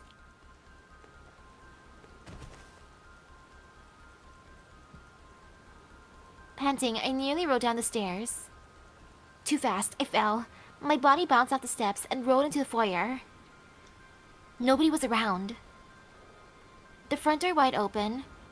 The front door is wide open, as if we had a visitor. My instincts told me that the church members were already... I heard faint footsteps. The sound of the storm faded. All sounds around me washed away. In front of me... I felt nothing, no fear, no anger. My heart was as calm as a lake as I laid eyes on the stormy night killer. Two eyes flashed in the darkness. Light glinted off the weapon in their hands. Oh gosh. Their face was unworldly, twisted, demonic. I am glad you missed this one, because then we would have known really early that it was Shizuki. It was the last thing I ever saw. That's a horrible last thing to see. Yeah. I'm trying to remember if there were any other bad ends. Oh, no, don't start. Not from me. No, stop.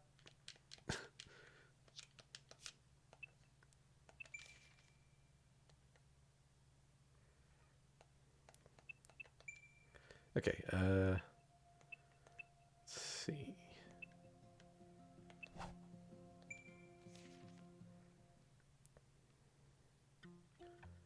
Oh, that's that. I think the next one would have to be... 'cause we got the one from going out with Aozaki, so...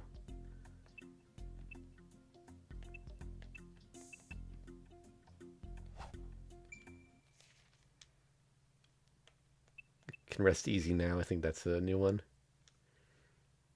I could rest easy now. I returned to my room alone. Even with Aozaki in confinement, we still had to stay on guard. I locked the door to my room and lay down on the bed. All that was left to do was wait for morning. So much had happened, but at least I could finally sleep without worrying. Phew. God, if you're listening, make everything go back to how it was by the time I wake up.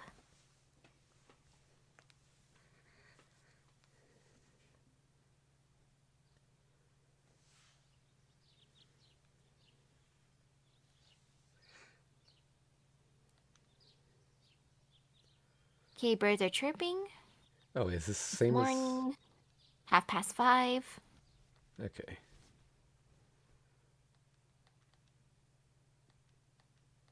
I think this is the same until we get to Aoko, but I think this is a bad ending.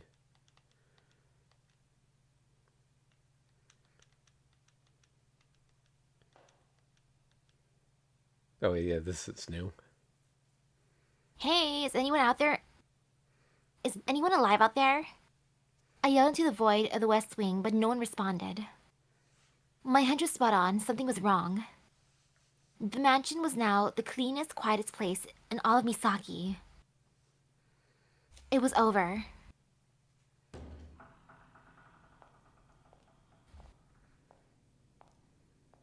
I went down to the basement where Aozaki was confined. Down the narrow staircase to the floor. The padlock had been broken clean off from the outside. Yeah, I think the rest is the same until she goes back upstairs from here. Okay. Yeah, so...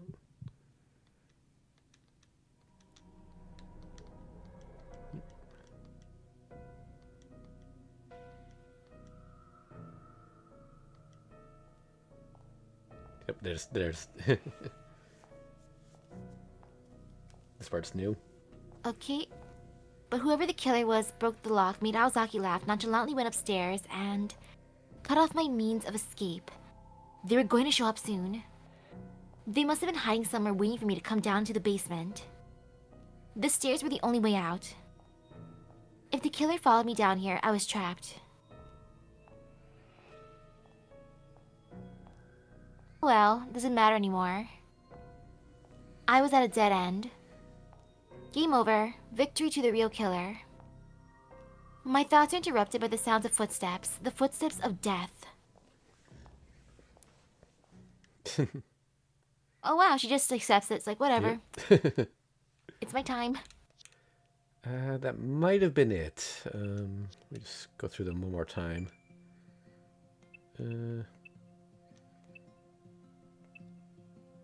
Obviously can't be helped, but I think that was...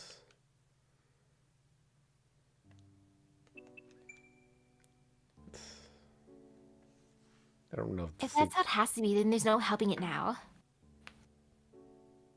Yeah, I guess it's the best option for right now. I mean, I have lots of brothers, so I'm used to sleeping in the same room as boys. It's fine. Completely fine. Perfect. I'll take the sofa then. I'm pretty exhausted myself. Hopefully I can get some rest if I know you're nearby. Tsukiji quickly fell asleep after raising his hand to wave goodnight. I looked at him, all wrapped up in a blanket. Oh, come on. Seeing him fall asleep so quickly helped me to feel relaxed too. I definitely didn't want to get excited in a situation like this, plus, I was beat. I didn't have any pajamas and I didn't feel like changing anyway. For comfort, I did remove my wallet and card case in my pockets and place them on the table before sliding under a blanket fully clothed.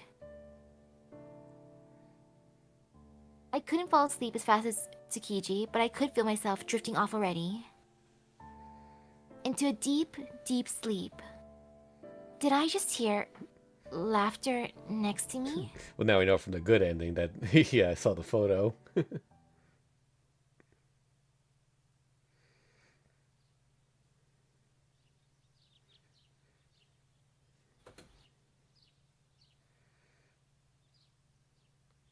This morning stuff, is this all the same? Let's see. The fast forward's not working, so... I looked around the room, my vision blurry. Oh, Tsukiji! I went to sleep in the same room as him. Huh? I finally realized that he wasn't where I'd last seen him. There was nobody on the sofa. Just his clothes. They were laid out neatly like they were on display. It was like he'd shrunk down so small he disappeared. Or melted away somewhere. Maybe he wanted to die by completely vanishing. That way we don't have to draw art for the bad endings. Yep. Tsukiji? I tried touching his clothes. I touched his blanket and the sofa. His warmth had long since faded. My card case had fallen around where his hand might have been. I could guess what happened. He never really fell asleep. He pretended to, so I relaxed, and then he stayed up to watch over me all night. This was a locked room murder. It was clear what the murder weapon is, and I was finally close to figuring out who the killer was too. I picked up my card case and left the room feeling empty inside. I'm so sorry, Tsukiji. As Aozaki's friend, of course you laugh at that photo.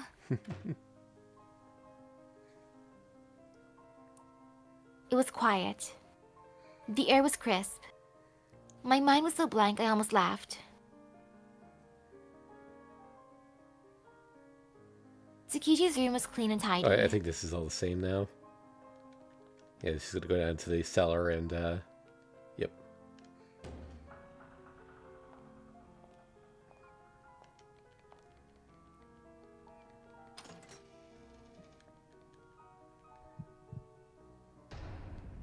Oh no, she's dead. Who would have guessed? Yeah, this is all the same now.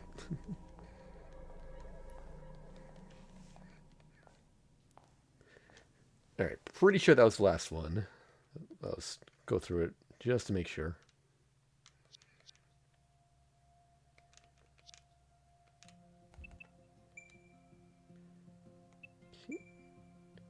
Here we got... Yeah, that's it. Alright, we just got all of it. Cool. Now on to the wonderful world of ploys one last time.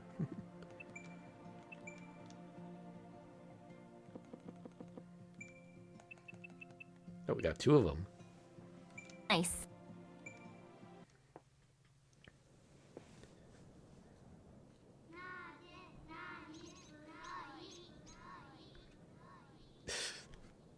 Five, Roar, the Great Three.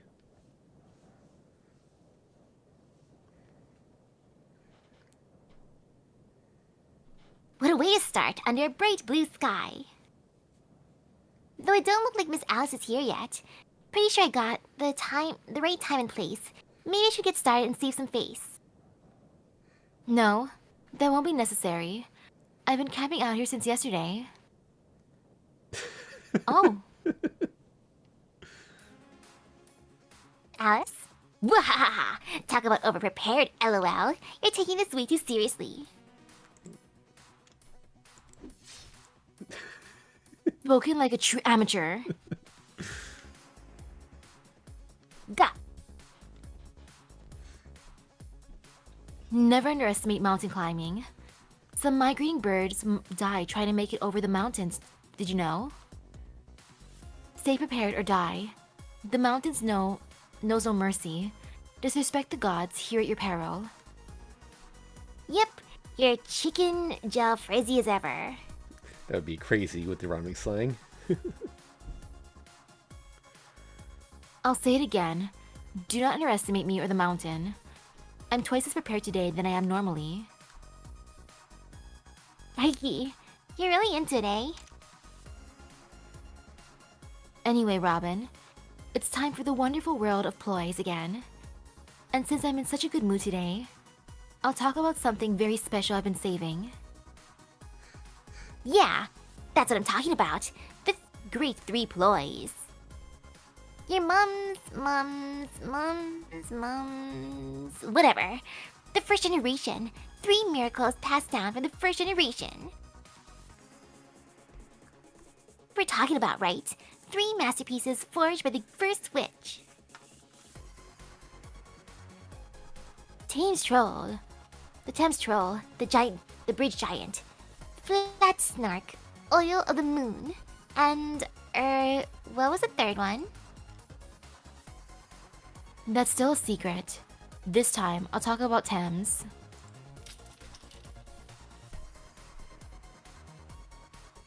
It's based on the Mother Goose nursery rhyme, London Bridge. London Bridge is broken down, broken down, broken down. London Bridge is broken down, my fair lady. Kids often sing this one in school, so it's pretty well known. Known as the Great, but what now, troll? Only useful against the most trivial of trivial enemies. No, it just needs to be used against the right enemy. And honestly, I'm not so compatible with it. I have a hard time using Thames. I can only manifest him up to his 2nd form. I don't know the lyrics to his 3rd and 4th.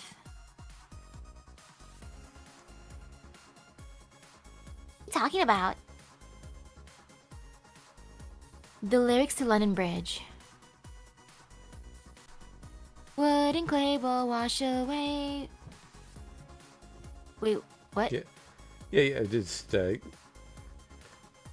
Just keep the rhyme scheme, but it's yeah. Bricks and mortar will not stay. Iron and steel will bend and bow. Silver and gold will be stolen away. Yeah, I've not heard those lyrics. Yeah, they're very rare. Thames is a ploy based on London Bridge, but he's changed throughout the ages. He has 4 different forms based on the nursery rhyme.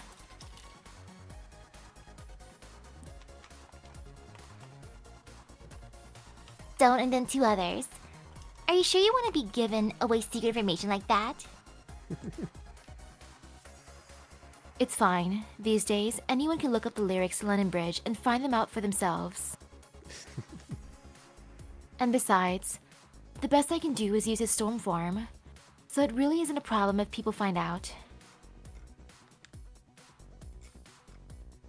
Why can't you use the others? I'm just not interested in human civilization. In my mind, the bridge only goes up to wood and stone. What? You mean to tell me the invincible Alice actually has a weakness? Actually, now that I think about it, he lost a great hopping pot of times. So much for the invincible. Not that I'm one to talk. Okay, so I just went and looked up the lyrics. Okay, so London Bridge is falling down / broken down. Build it up with wood and clay. Wood and clay will wash away. Build it up with bricks and mortar. Bricks and mortar will not stay. Build it up with iron and steel. Iron and steel will bend and bow. Build it up with silver and gold. Silver and gold will be stolen away. Set a watchman all night. Suppose the man should fall asleep. Give him a pipe to smoke all night. The final form will be that old man. And of course, if you're singing the whole thing, that is a very long and repetitive song. I understand why we usually don't hear it past the first couple verses.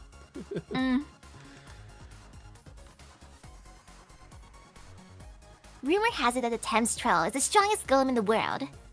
How strong would it be at its max power? Well, if there was a witch alive today who could take Thames to its final form, then even Aoko wouldn't be able to defeat it using her most powerful abilities. You know London, the smoggy heart of the Industrial Revolution. Thames would overshadow even that. Ah, wowzer. A whole city? Blimey. Is that true, or are you just saying that? You really need to cut the showing off, Alice. Take this as heartfelt advice from your most beloved ploy. Most appreciated. Well, if I'm going to improve, I should start by backing up my statements. You can help me. Thames, get out here. Show this bird what you can do.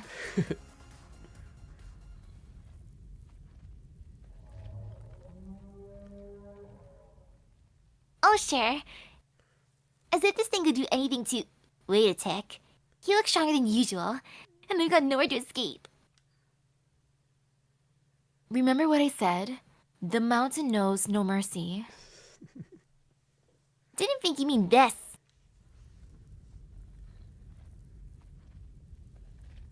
Goodbye, Robin.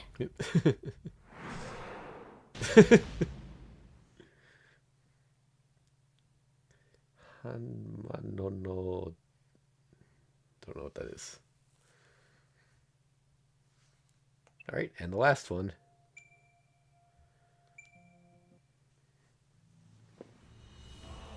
Oh. 6. Magic Castle in the Mist. Flat Snark.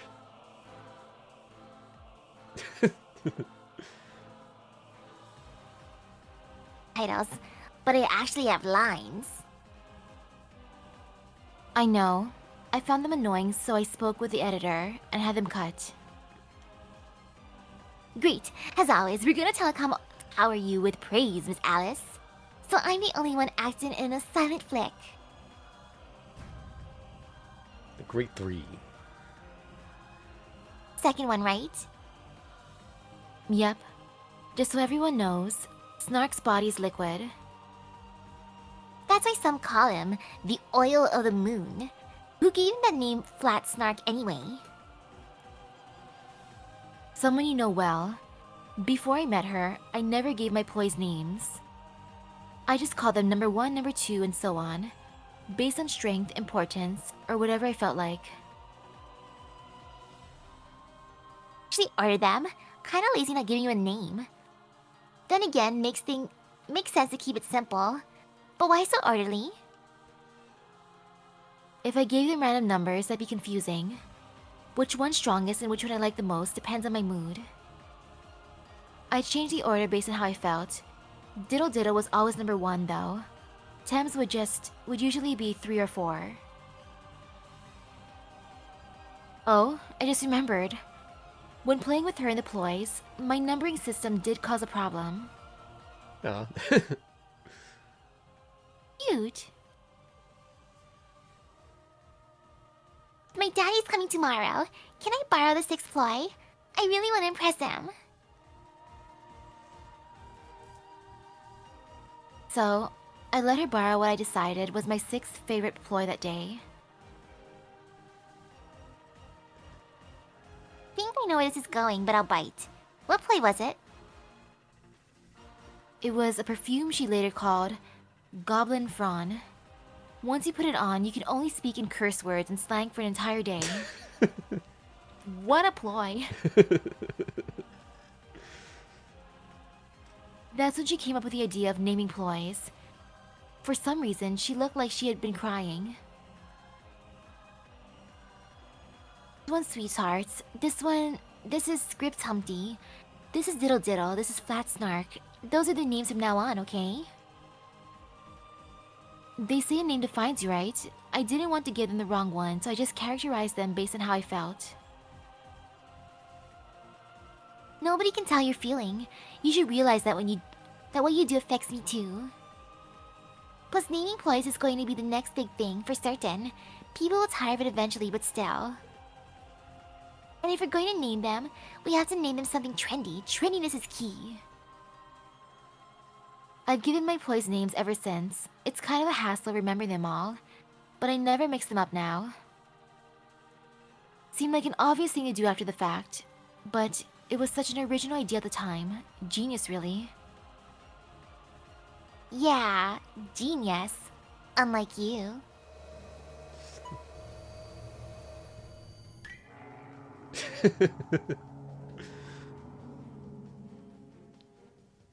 Ouch. Look at that oil burn. What kind of ploy is Snark exactly? We went over this in the main story. If you're looking for more detailed information, well... Nope. Be belly fat from a nomadic god during the Age of Gods. Floating membrane. What a thing to get. Belly fat.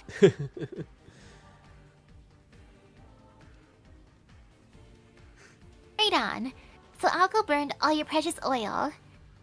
How's one get more of that body and oil? Unfortunately, no. Snarks can't be recreated in this era. Some people just love destroying cultural relics, don't they? Phew, gotta love laying waste to civilization. Snarks got, though.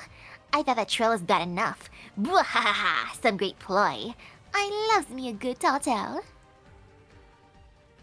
You know, I'm a pretty damn good ploy. I never waste anything. Hey, you there. Fry me up a bag of chips with this oil. Not a bad idea, Robin, for you at least. You know, I could go for some fried chicken. The menu says hot dogs, popcorn, crisps, but definitely no bird-based food. Whenever I go watch a flick, I always check the menu first. Fried chicken's a no-go with it, it's pen and ink. I know, don't worry. I'm not actually hungry. I just want them to fry a certain bird for me. Ha ha ha.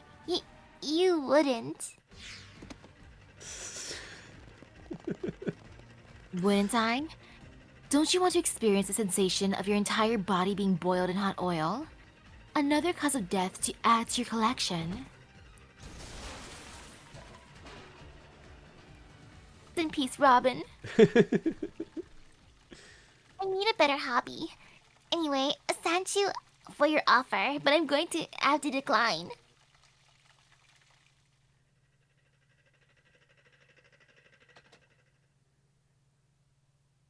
Looks like the movie's over. Few theaters shows films and plays at the same times these days. I wanted to end this by introducing my third ploy, but I'll have to save that for next time.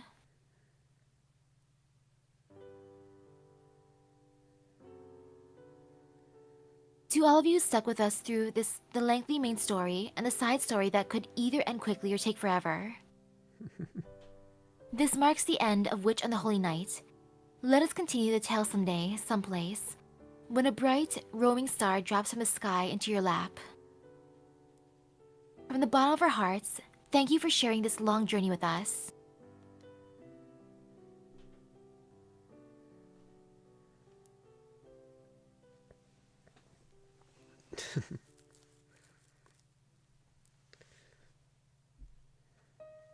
Cute ending. Yep.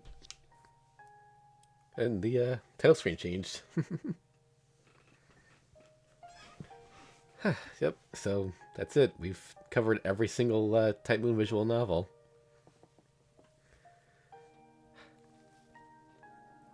Thank you so much for joining me for all this, Misaki.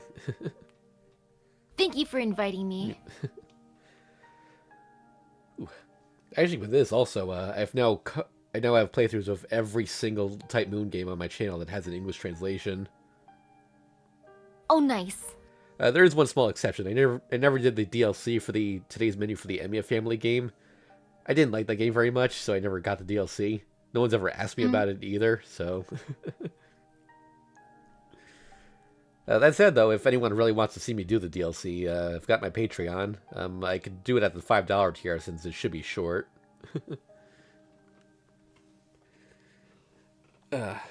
Yeah,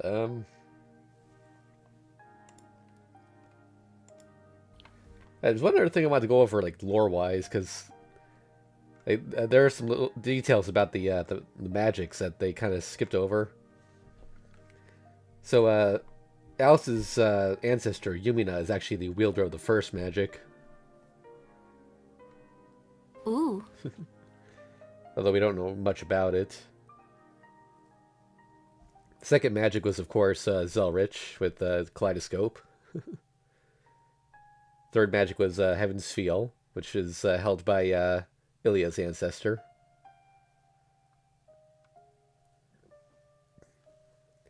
The fourth magic is completely unknown. And then, of course, we have the fifth magic, which is called Magic Blue.